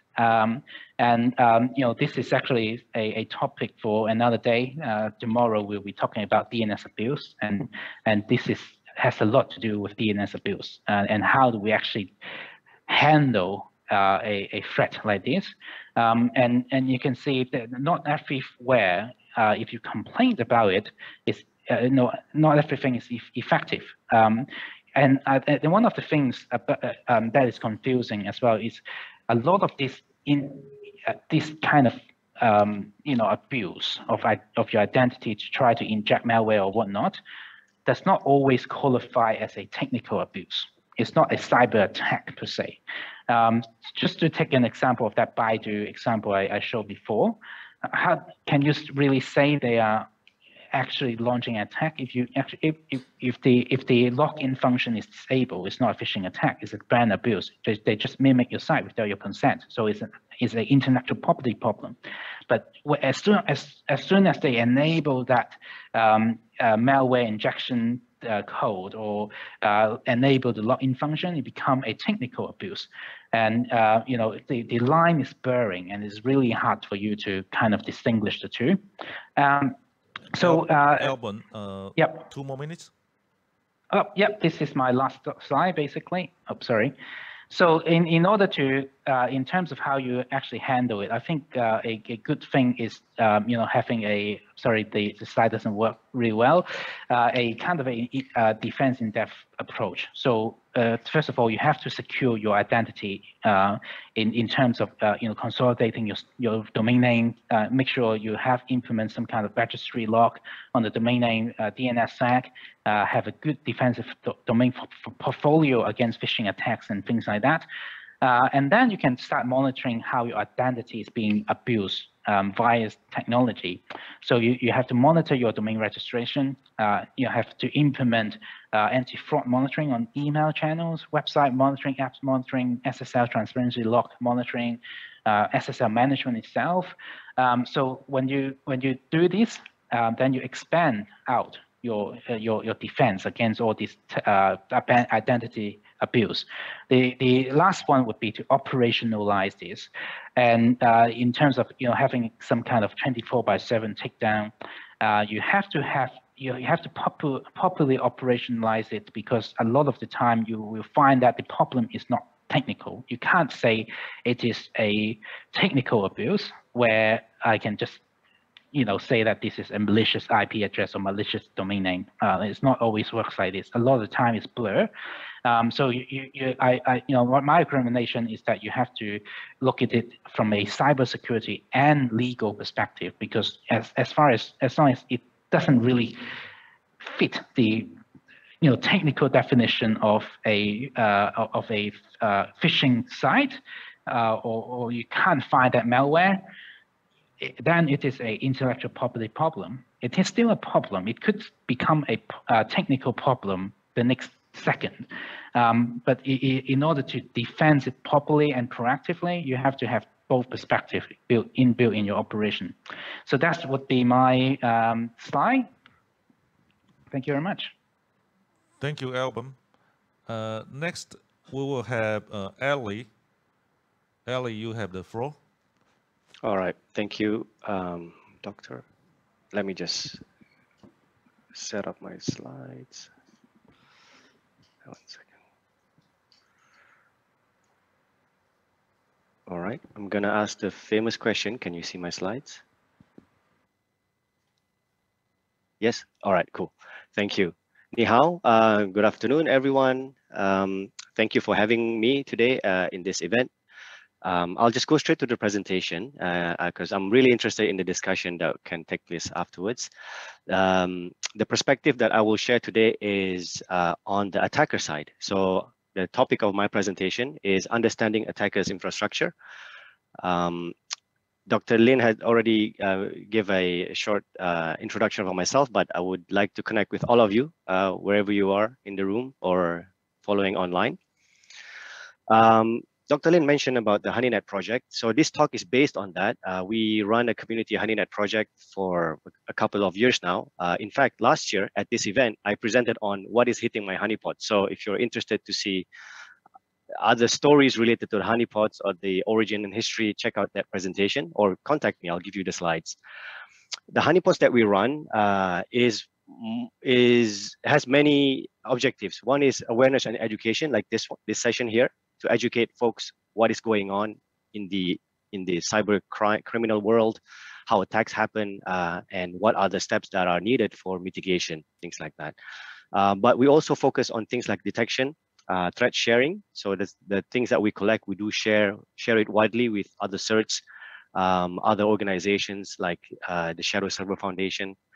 And we like to use the honeypots or the HoneyNet as a collaborative tool to contact different stakeholders, to work with different partners so that we can deal with some of the security challenges that was mentioned earlier by Alban. The focus of today's presentation is on attackers' infrastructure. And I like to talk about this because in many literatures or in many reports about attack, I mean users, including myself, sometimes we only think about the impact of the attack. Say that it is a DDoS attack, so the website goes down, or it's a social engineering attack, information gets stolen, or identity get abused. But attackers do not carry out the attack just like that, right? So they have to build their infrastructure. They have to set something up to get things done. One aspect of the infrastructure was mentioned earlier. They have to register a domain name sometimes, but it is more than that. They have to plan. They have to find hosts. They have to find cooperative ISPs, right, or ISPs that do not take action. They have to set the infrastructure, the network, so that they can successfully carry out the attack. Right. So the infrastructure is a very important component in any discussion about investigation, about learning about attacks, and it is important because the infrastructure is needed to carry out the attack. Attackers want to maintain persistence. So once they gain access to something, they want to maintain that access. They want to host. They need to host stuff, right? Their artifacts, stolen data. It has to go somewhere, and just like we maintain our infrastructure for reliability, resiliency, they also need to do that. But they also add one other thing on top of that, which is privacy or anonymity. And they have to establish accounts in many places to have access to different things. And for the defenders, it's important to appreciate this topic because then you have the big picture of what are we talking about here in terms of dealing with this particular attack. A lot of organizations, I find, until today, they are very reactive. If nothing happens, security doesn't happen. If something happened, then we'll look at it. We'll deal with it. But they might miss a big hint or clue that something is about to happen because they ignore the whole infrastructure discussion. Now, one more thing before moving forward. When attackers build their infrastructure, it involves cost, right? So it could be money, or maybe sometimes they use stolen money or stolen credit card, but it doesn't matter. I mean, they spend time to build this stuff. So that's cost to them. And if it's being disrupted, then it will cost them to run this operation, right? So maybe, if we make it hard enough, then it will discourage them from carrying out the attacks. Now, the observation that I will share in the next couple of slides is based on honeypots, as I mentioned, but specifically, there are two classes of attack that we see on a day-to-day basis. One is the DDoS botnets. So these are people who collect bots so that they can offer DDoS as a service or launch DDoS attack for whoever wants them. And there are many different types of malware that does this. I will not go into the specific details, but if you search for Mirai, Tsunami, or Mirai variants, you can find a lot of information about this. The other one, the other data set that I'm looking at are the crypto miners. So these are folks who tries to get into as many systems as possible and use that machine or system to generate money for them, right? So do some calculation and then they make a lot of money. And I have a map here, and I put it here because sometimes when we are discussing about trends and attacks, a lot of people like to share the map, right? But in reality, for operation folks, people who are at the receiving end of an attack or those who are processing information, maps like this are kind of useless. I mean, they look nice, but they don't really show you anything, right? And I can talk also about sometimes people make some interesting analysis like GDP versus numbers of attacks. I mean, they're not really useful. So today we're going to look at very specific things. Let me go with the first one. When we talk about an attack for crypto miners or DDoS agent, it's a multi-stage attack, right? Which means that attacker will have to prepare an infrastructure. So typically they will have a set of hosts that will be doing the scanning, that will start to get initial access. And the tactic is fairly simple. It's just guessing passwords for this particular class of attack, nothing really sophisticated. Once they get in, it's execution and then persistence and the payload itself, right? So when we think about the architecture, we have to think about, how do they set this up? What is required for them, right? So like I said, initial host, they need a host for serving the payload. Normally it's a website that they get, and a command and control that has to be kind of resilient as well, because they don't want people to take that down. The bots, if it's taken down, it's fine for them. Life goes on, they'll find another one. But if the command and control goes down, then it's a problem for them because now they are disconnected from their bots, right? And how do they manage this whole infrastructure? All right, so getting in, it's fairly simple, right? So this is just logs from some of the attacks that we see. As you can see, to get in, it's default password. And this works all the time. But that's not my main point. My main point that I want to show in this particular slide is if you look at this set of IP addresses, these are a bunch of IP addresses from the same network, right? So it's more than one host doing this stuff, and they're all coming from the same infrastructure. If you haven't seen this before, then you may treat an attack as a one-off, right? You just dive into it right away. But if you try to step back and look at the big picture, maybe there are other information that can be obtained in terms of understanding, how widespread are these bots, where they're coming from, right? And why are there so many bots from the same network and trying to hit us or trying to attack other people or us or whatever, within a similar time frame. And that's the other thing as well. A lot of people only react to attack when they are under attack, but they never, I wouldn't say they never, but not many monitor their own network for things that may affect other people, right? So that's the other thing. So once inside, once they get in with this easy password, root, the default password, admin, then they want to be able to install something on the host, right? So this is where they will pull the initial script, right? The first stage script or whatever. So in this particular case, you see multiple IP addresses. These are all bots already infected, trying to hit our honeypots. Once they get into the honeypots, they try to trick our honeypots into downloading some scripts. So different IP addresses, different bots, all these Bs are bots going to a target. Once they are inside a target, they pull the same script from the same server, one server, right? So this server is hosting the script, and this gets modified according to the wishes of the owner of the attacker. So this is an extension of the infrastructure, right? So a lot of people, when they think about bots, they don't think about what else is associated with these bots. So now this machine is part of the infrastructure that they have to maintain, other than the bot itself. So the script contains a bunch of stuff. This is an example of one of the script, right? The script then will download some binaries also on the same host and then execute it on the machine. So when that gets executed, right, then we discover another aspect of the infrastructure.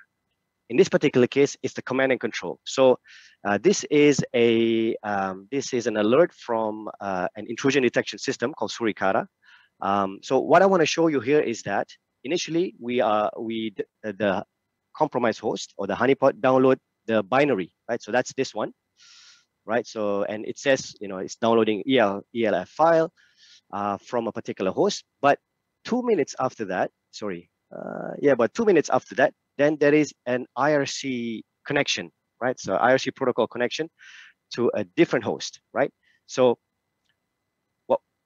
our story now becomes, okay, a bunch of bots, there was a server hosting some script, and now we see the bots talking to a command and control, right? So that's part of the infrastructure as well.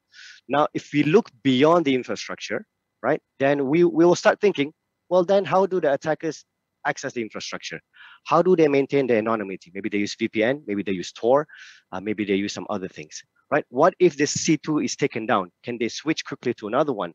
So we'll start probing. People who are investigating this will try to find out what else is part of this infrastructure. Where else could they be hosting stuff? Because it might be illogical that it's just one service. All right, so quickly, all this text here, this is the IRC logs. So the host that was infected is connecting to, connected to the command and control, uses IRC, which is a very resilient protocol, I would say. It's an old one. I don't think the new generation knows about this protocol, but this is your Slack in the old days, basically. And you can see some of the commands and how they maintain access to the bots and issue commands, right? To scan, to attack, to launch an attack, and so on and so forth. Very simple infrastructure. So this is a different malware, but in this particular malware, the pattern is slightly different. It's just one host doing everything. So I would call it a single spreader. So there's one host scanning, infecting, and it's hosting the binaries as well, right? And this is very interesting because attacker that does this tend to basically move quickly as well, right? So their setup is very simple, and yet they know that they will be taken down. Normally, this is hosted in some cloud hosting infrastructure. As soon as someone complains, it gets taken down, but they move to the next one, right? So they are ready to dispose their infrastructure very quickly. And this is another thing to think about. When attackers are planning their infrastructure, sometimes they also burn everything down and then set something up very quickly and move to the next thing. The DNS is also being used. So in the previous two examples, it's hard-coded IP addresses, and we can really see it.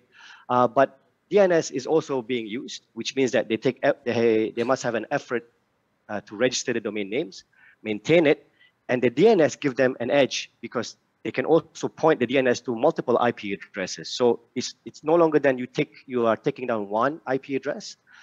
You have to basically see where else this DNS is pointing at. I have an example of that later on.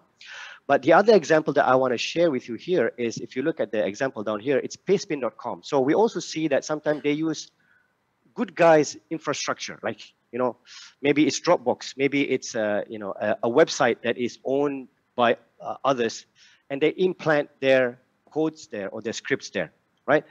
So it makes it more interesting for doing takedowns and so on and so forth. So that's possible. So this is the DNS example. Yep. 2 more minutes. Sure, almost done. So this is the DNS example where it is pointing to different IP address. So it's for resiliency, and I know some of you may notice that there are some private IP addresses here as well. Once the infection happens, right? The other thing that we can look at to understand the attacker's infrastructure is to look at where they download files for installing things. So in this case, we can see that there's another domain here that is hosting the program to be installed, and this is one of the crypto mining software.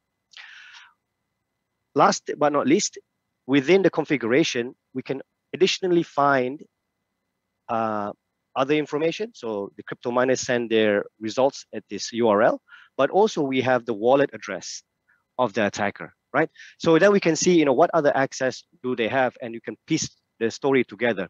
So if you're trying to disrupt, for example, maybe, people can go after the wallet or this, this processing infrastructure or the bots and so on and so forth. Last but not least, before I end this presentation, is that attackers do change their infrastructure. If we don't react, they can change and maintain access. So this particular attack happens over a year, and we saw that for a couple of months it was pulling data from this IP, and then it went down for a bit, and then it pulls data from another IP address, and last but not least, it changes again this few months ago to a different IP address. So the infrastructure evolve and change to maintain access to a system. All right, so I will stop there. There's a lot of things that I want to discuss, but maybe I'll take it up in the Q&A section. Thank you very much for listening. Xie. Thank you, Ali. Next, we have Tomo. Tomo Ka. Yeah. Tomo is fine. Thank you. Yeah. I'll show my presentation slide. Hold on a minute.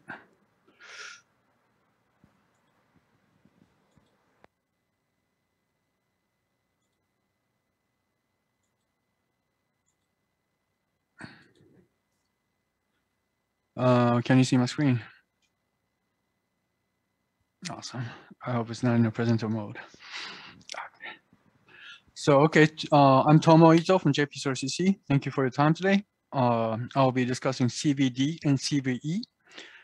Now, a little bit about my organization. We are JP-CERT, Japan Computer Emergency Response Team Coordination Center. We were founded in 1996. We are independent, non-governmental, not for-profit organization. We work for the Internet Security Society. We conduct activities such as incident response, network monitoring, vulnerability coordination, and today's main focus will be on vulnerability coordination. So it is also called CVD. Okay, CVD, what is it? Coordinated vulnerability disclosure is the process of gathering information from vulnerability finders, coordinating and sharing the information between relevant stakeholders, disclosing the existence of software vulnerabilities and their mitigations to various stakeholders, including the public. This is taken from the abstract section of CERT-CC's document. And to say it in a simple way, it is gathering coordinating and disclosing of the vulnerability information. And this CVD is about like product security incidents. So this is more of a PCERT stuff than CCERT. So it is not only us, coordination center or CERT organization that conduct CVD. Product vendors or developers, they conduct their CVDs as well. So why do we do this? So here's the image that I prepared. Let me explain when things go wrong and when things go right, when vulnerability is found.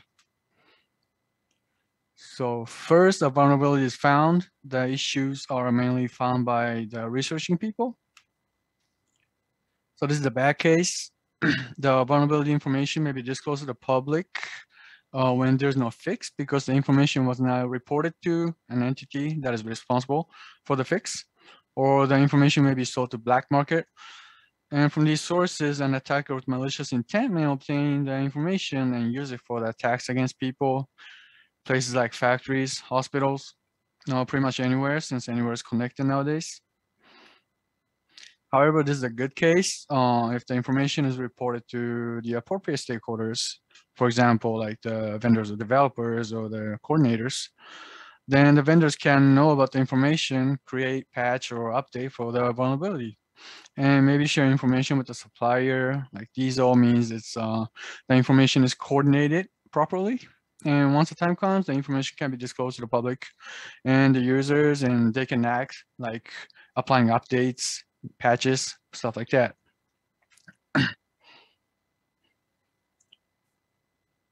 So vulnerabilities can be used for attacks. This is one example of when the issue was not gathered in the right timing. The vulnerability information was reported on January 5th of 2021, but the attack using the vulnerability had already happened 2 days before. What I would like to say here is that it is very important that appropriate stakeholders grab the information first, not the attackers. So there are several costs resulting from vulnerabilities. For example, for developers, product design reviews, development and distribution of security updates will be needed. Customers may contact the vendors if the issue is really big, and these calls can be like a lot sometimes. And for the users, applying updates, responding to attacks, adding security measures will be needed. And there are costs for society, attacks to critical infrastructures. There could be some impact on the software supply chains. And what I want to say here is that vulnerabilities, they need to be gathered, coordinated, and disclosed properly. So here's their motivation. Why do we remedy vulnerabilities? They raise various risks to users, vendors, societies, and we want to reduce these risks. This is our motivation. So these are 3 basic elements of CVD: gathering the information, coordinating, disclosing. For gathering, you must be able to receive all information when found. Like for this, you have to display your contact information and policy and stuff like that on your website. For coordinating, you have to connect with the appropriate stakeholders and communicate and negotiate for the fix and disclosure and things like that. And disclosing when the time comes, let the users know. And please be noted that coordination often continues after the disclosure because people look at the advisories and know about the information and then contact you again. So things like that can happen. So we conduct our CVD. We handle private reports and public information. We do analysis and we coordinate with the vendors. We publish advisories on this website called JVN, and we assign these CV, CW, CVSS scores. Here is what our advisory looks like. These are IDs. So to touch on the global CVD situation a little bit, many stakeholders are involved currently, but they are mostly from the Western world. There are people like researchers for finding and reporting vulnerabilities. And we have vendors, developers, CERT organizations, government organizations doing the coordination work. And there are some services being provided by these companies for CVD as well, like bug bounty services. And global cooperation is essential because components from several different parts of the world are included in a single product nowadays, and therefore more engagement from other regions are needed. And it is why I am speaking about this here with you. So that was it for CVD, and now for CVE, these are the, okay, so in my previous slide, to the right, there are vulnerability identifiers displayed, CVE blah, blah, blah, CVE blah, blah, blah. These are the identifiers that we use. This one. These IDs identifies vulnerabilities. They allow us to speak the same language, so to say, to communicate the vulnerability. And it can be said that this is like the connection between the CVD stakeholders in the ecosystem. So take a look at this example. To the left is our advisory, and to the right, TWCERT. Both organizations are talking about the same issues, but on the top, you can see that each organization has its own IDs for the case. But if you look down, we're using the same CV IDs. So it can be said that this is a connection between two different advisories. And some of you listening may wonder why publish advisories of the same issue in different language. It is because localization is very important. So back to the CVE, we use these IDs called CVE. The CVE program's mission is, as displayed, identify, define, and catalog publicly disclosed cybersecurity vulnerabilities. It was founded in 1999, volunteer-based program. Currently 221 CNAs from Asia Pacific, Europe, North, South America, Middle East, everywhere, pretty much, not everywhere, but many places. The number of participants is increasing, and the program is looking for more partners. And mainly, there are two roles in CV program: CNAs and roots. CNAs they assign CV IDs, and CNAs assign CV IDs for the issues found in their distinct scope, and the roots manage CNAs in their scope. There are currently 5 roots: MITRE, CICS, INCIBE from Spain, Google, and JPCERT. And we, as a root, we recruit CNAs. The prospects are found through our CVD activities. We give out trainings, we localize materials, and we hold a small conference with our CNAs.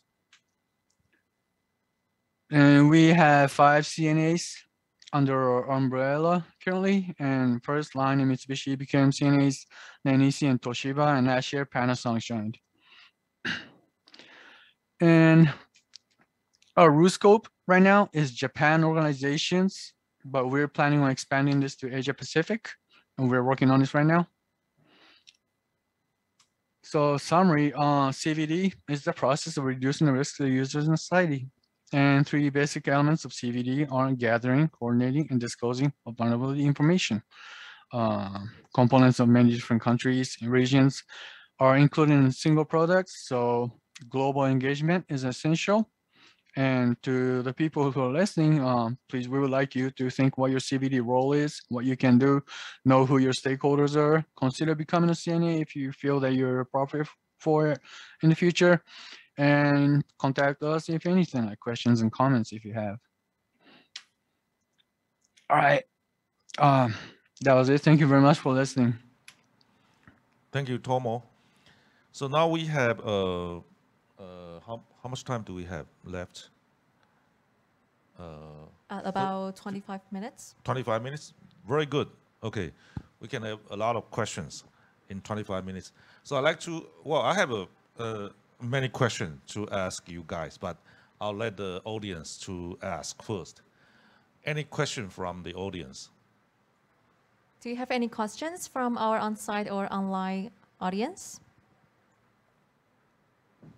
Okay, so now for the moment, for our audience, maybe to organizing their questions, maybe it's perfect will be for Dr. Lin to direct your questions for our speakers first. Thank you. Okay. Well, they could also type their questions, right? Yes, of course. Okay, and it will be shown here or where? Yes, it will be in front of your monitor. Okay, on the right-hand side. Okay, so you can type your question if you have any. So I have some question. My first question is for all 3 of you, and I realized that we today 3 panelists are talking about 3 kinds of vulnerabilities.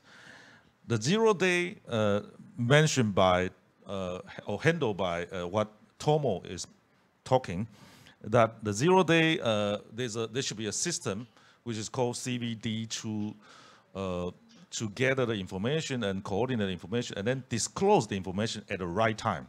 So that's a 0 day. And we also have some mature vulnerability that is mentioned by Ellie, which are exploited by botnet, something like botnet.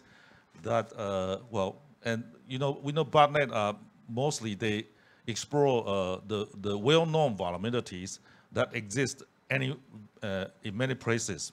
So they will enjoy their happy time to explore and then occupy more territory. So that's a mature vulnerability. We also have some vulnerability which exist on the backbone routers and backbone DNS. And these are mentioned by Alban. So among these three vulnerability, the 0 day, the mature one, and also the one on the backbone, how good are the mechanism we have today in order to tackle them? Okay, so I mean,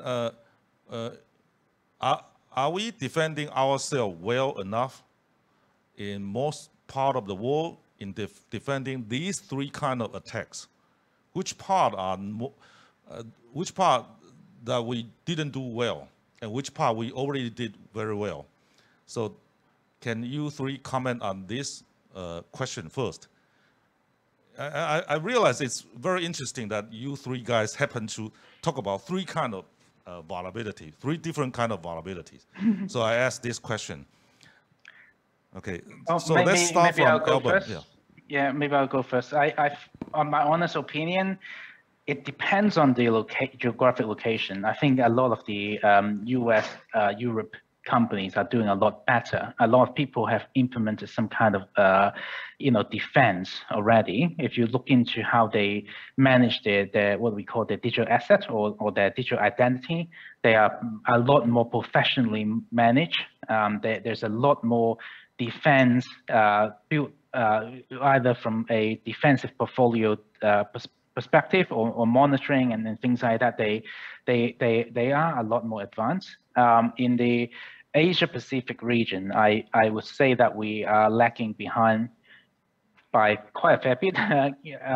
So I don't think a lot of people actually aware and think about this. When I talk to a lot of the network engineers, it really depends on whether they are a bit more advanced in the thinking in certain way.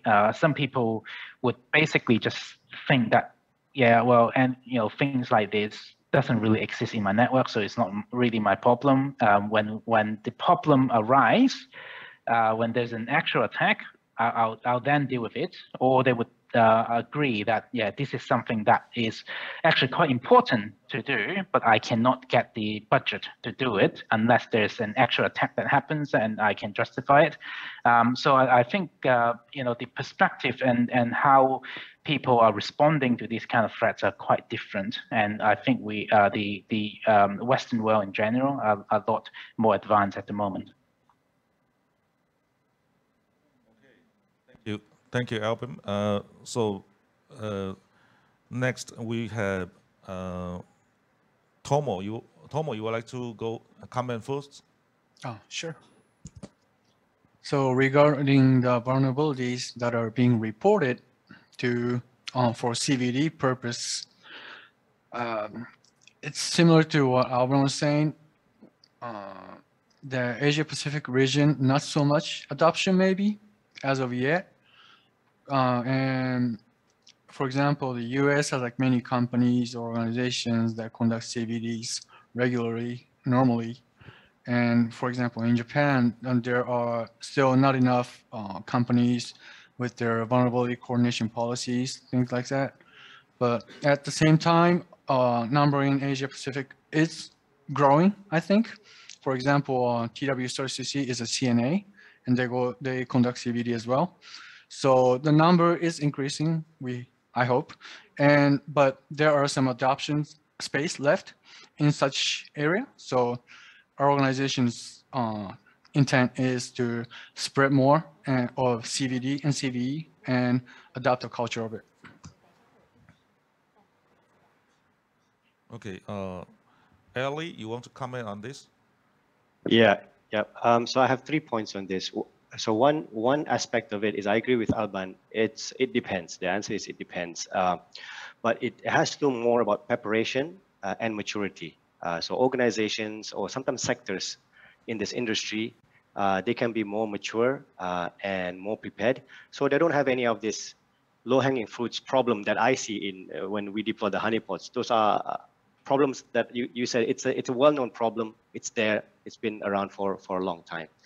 However, these mature and prepared organizations, they have resources to tackle this issue.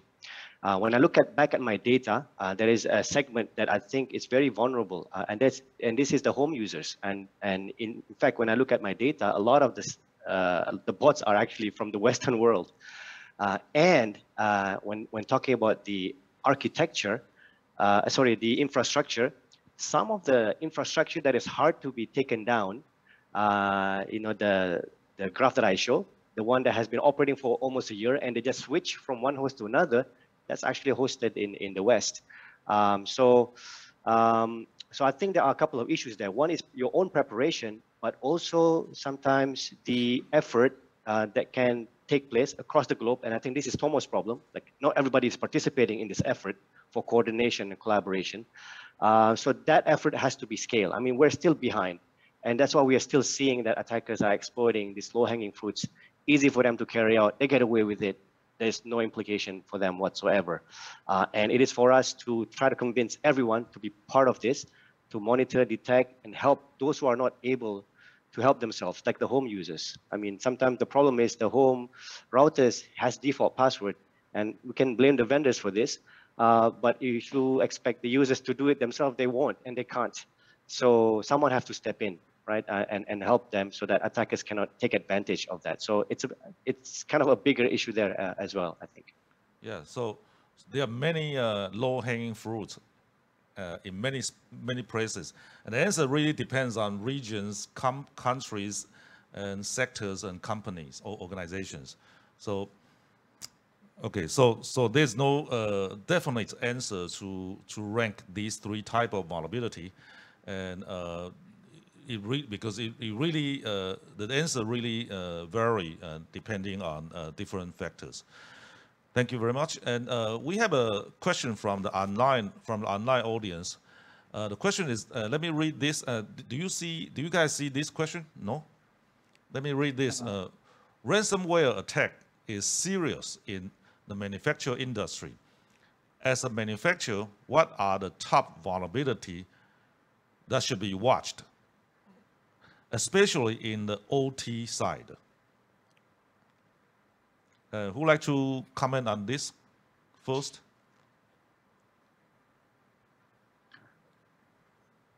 I can give a quick comment, but I think others may be able to address this better. But what I want to mention is that when it comes to ransomware, I'm aware of some really interesting statistic released recently.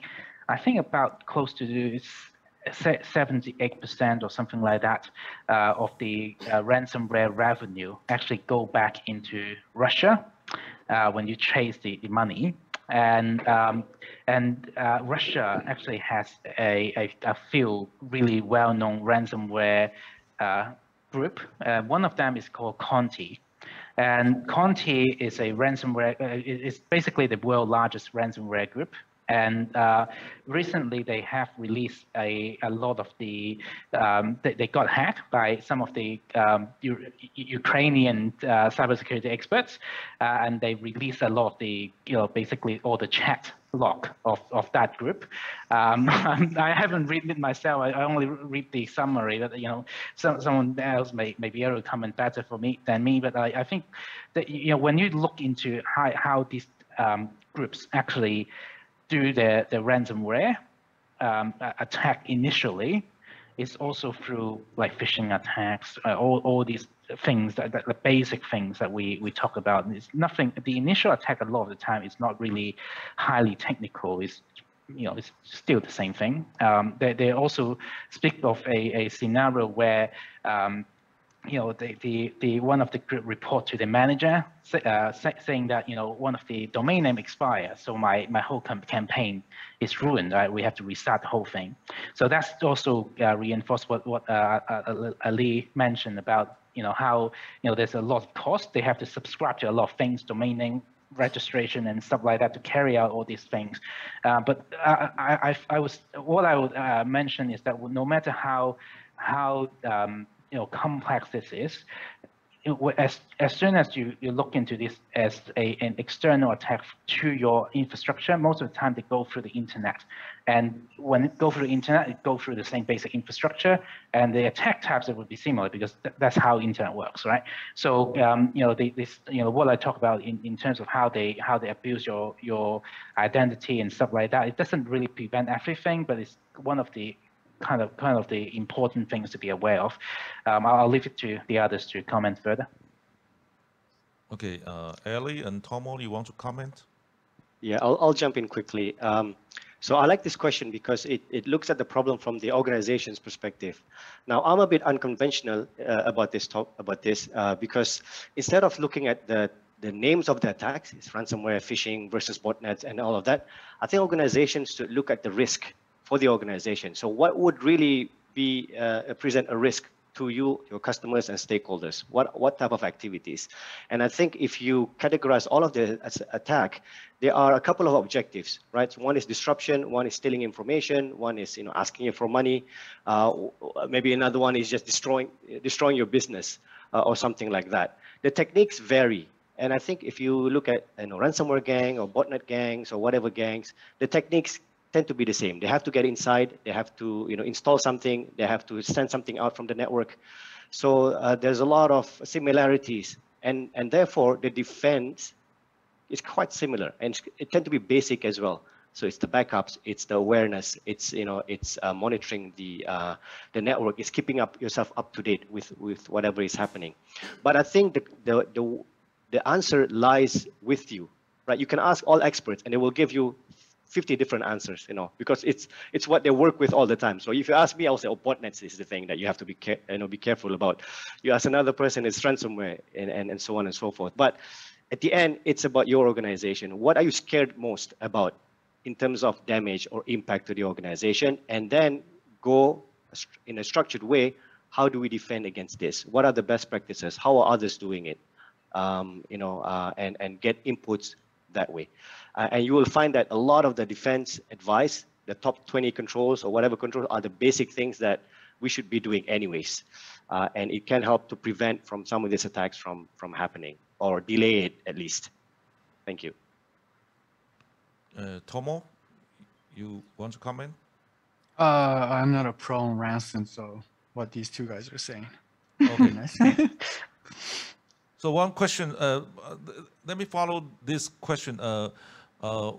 Is there a difference between the ransomware for IT and ransomware for OT?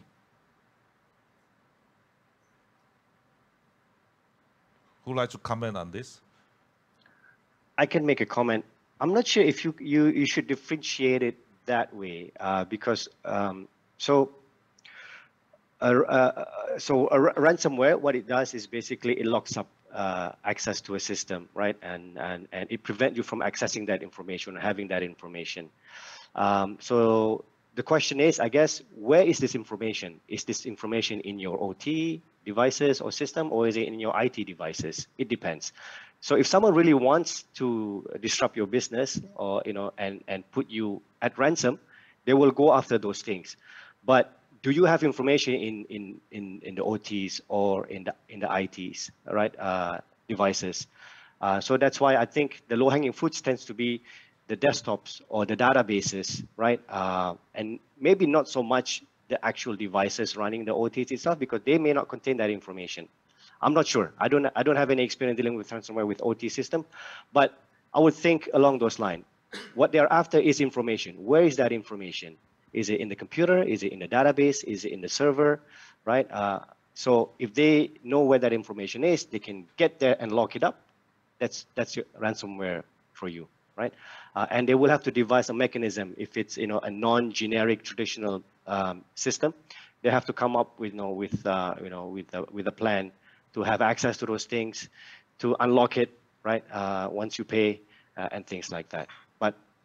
But I think the other thing is that when it comes to ransomware, it's not just about deleting your information if you don't pay, but also leaking it out, right? So they must have a mechanism to get information out from the network, be it OT or IT. I hope that kind of answered the question. I know it's a bit vague, but yeah, that's my perspective. I like your answer, but besides, I like your answer. Besides, I think the vulnerability in IT can propagate to OT and vice versa.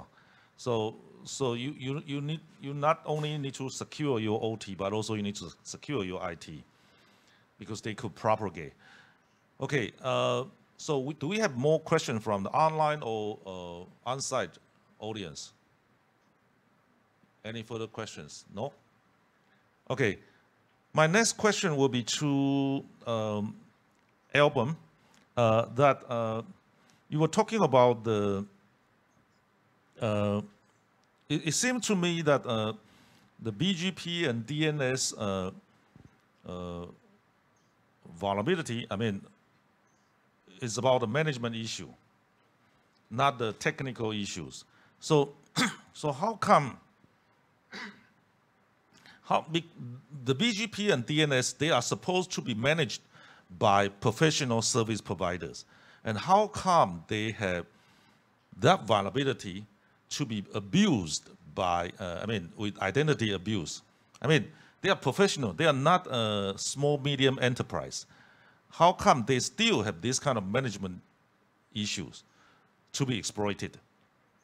Yeah, I think you can probably say that for BGP protocol, you don't have a lot of control unless you're a really big organization and you can run your own routes. But otherwise, you pretty much rely on your ISP for the BGP side. But on DNS, it's controlled by you. There's no other way. Your authoritative DNS is your own. Your domain name, you can choose which DNS provider you use. You can run your own server. You can outsource it to whatever you like to.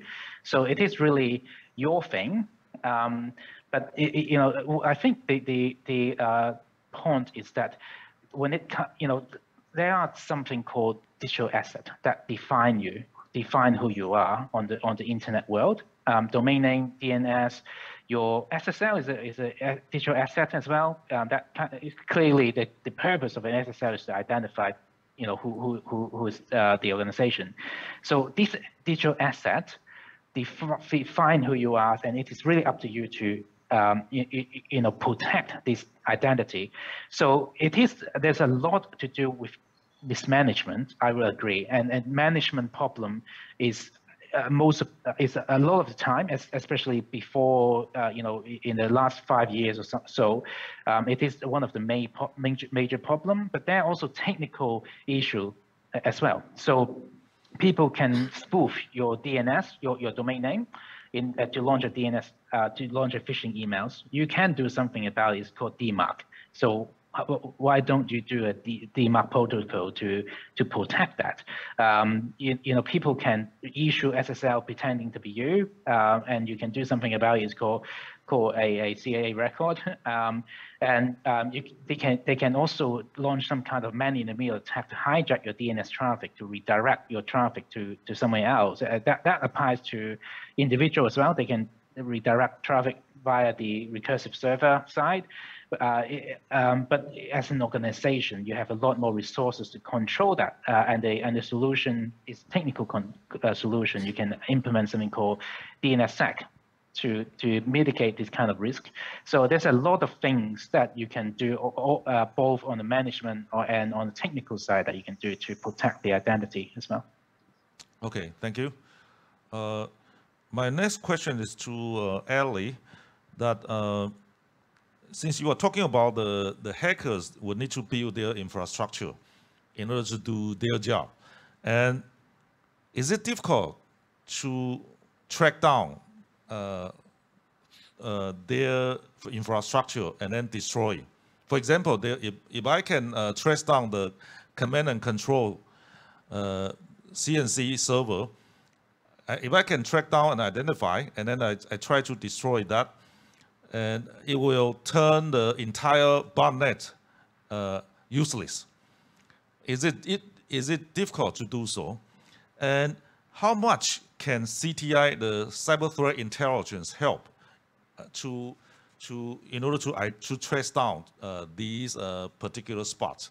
So it's more like if I can find out those particular spots and I try to destroy them, then the hackers will lose their infrastructure. Okay. Any comment from you? Yep. Yes. So this is a very interesting question. I have some experience doing some operations of botnet monitoring, takedowns, and all of that. So that's the context of my answer. Easy or not, it depends. Again, all right. Sometimes attackers also, because they operate their network or infrastructure in a resilient manner, they expect what will come from people who wants to take down their service and all of that, or even sometimes between themselves, between other hacking groups. So they secure it up and all of that. I have one experience once when we were tracking this group. We were inside, and I noticed that I am not the only one monitoring. There are a few other people, other certs, other law enforcement agencies. So if you destroy something, then you may impact an ongoing investigation about an actor, because sometimes we don't really coordinate and we don't know each other, right? So there's a risk if you take something down that you might disrupt an investigation that has been ongoing, right? The investigator, maybe the law enforcement, is very close to identifying the actual actors. So for us, the CERT, we know the infrastructure, we know where the server is, but for the law enforcement, they have other motives or incentive. And they want to go after the actors. So if you destroy all this mechanism, you may destroy a lot of evidence and artifacts. So there is a risk there.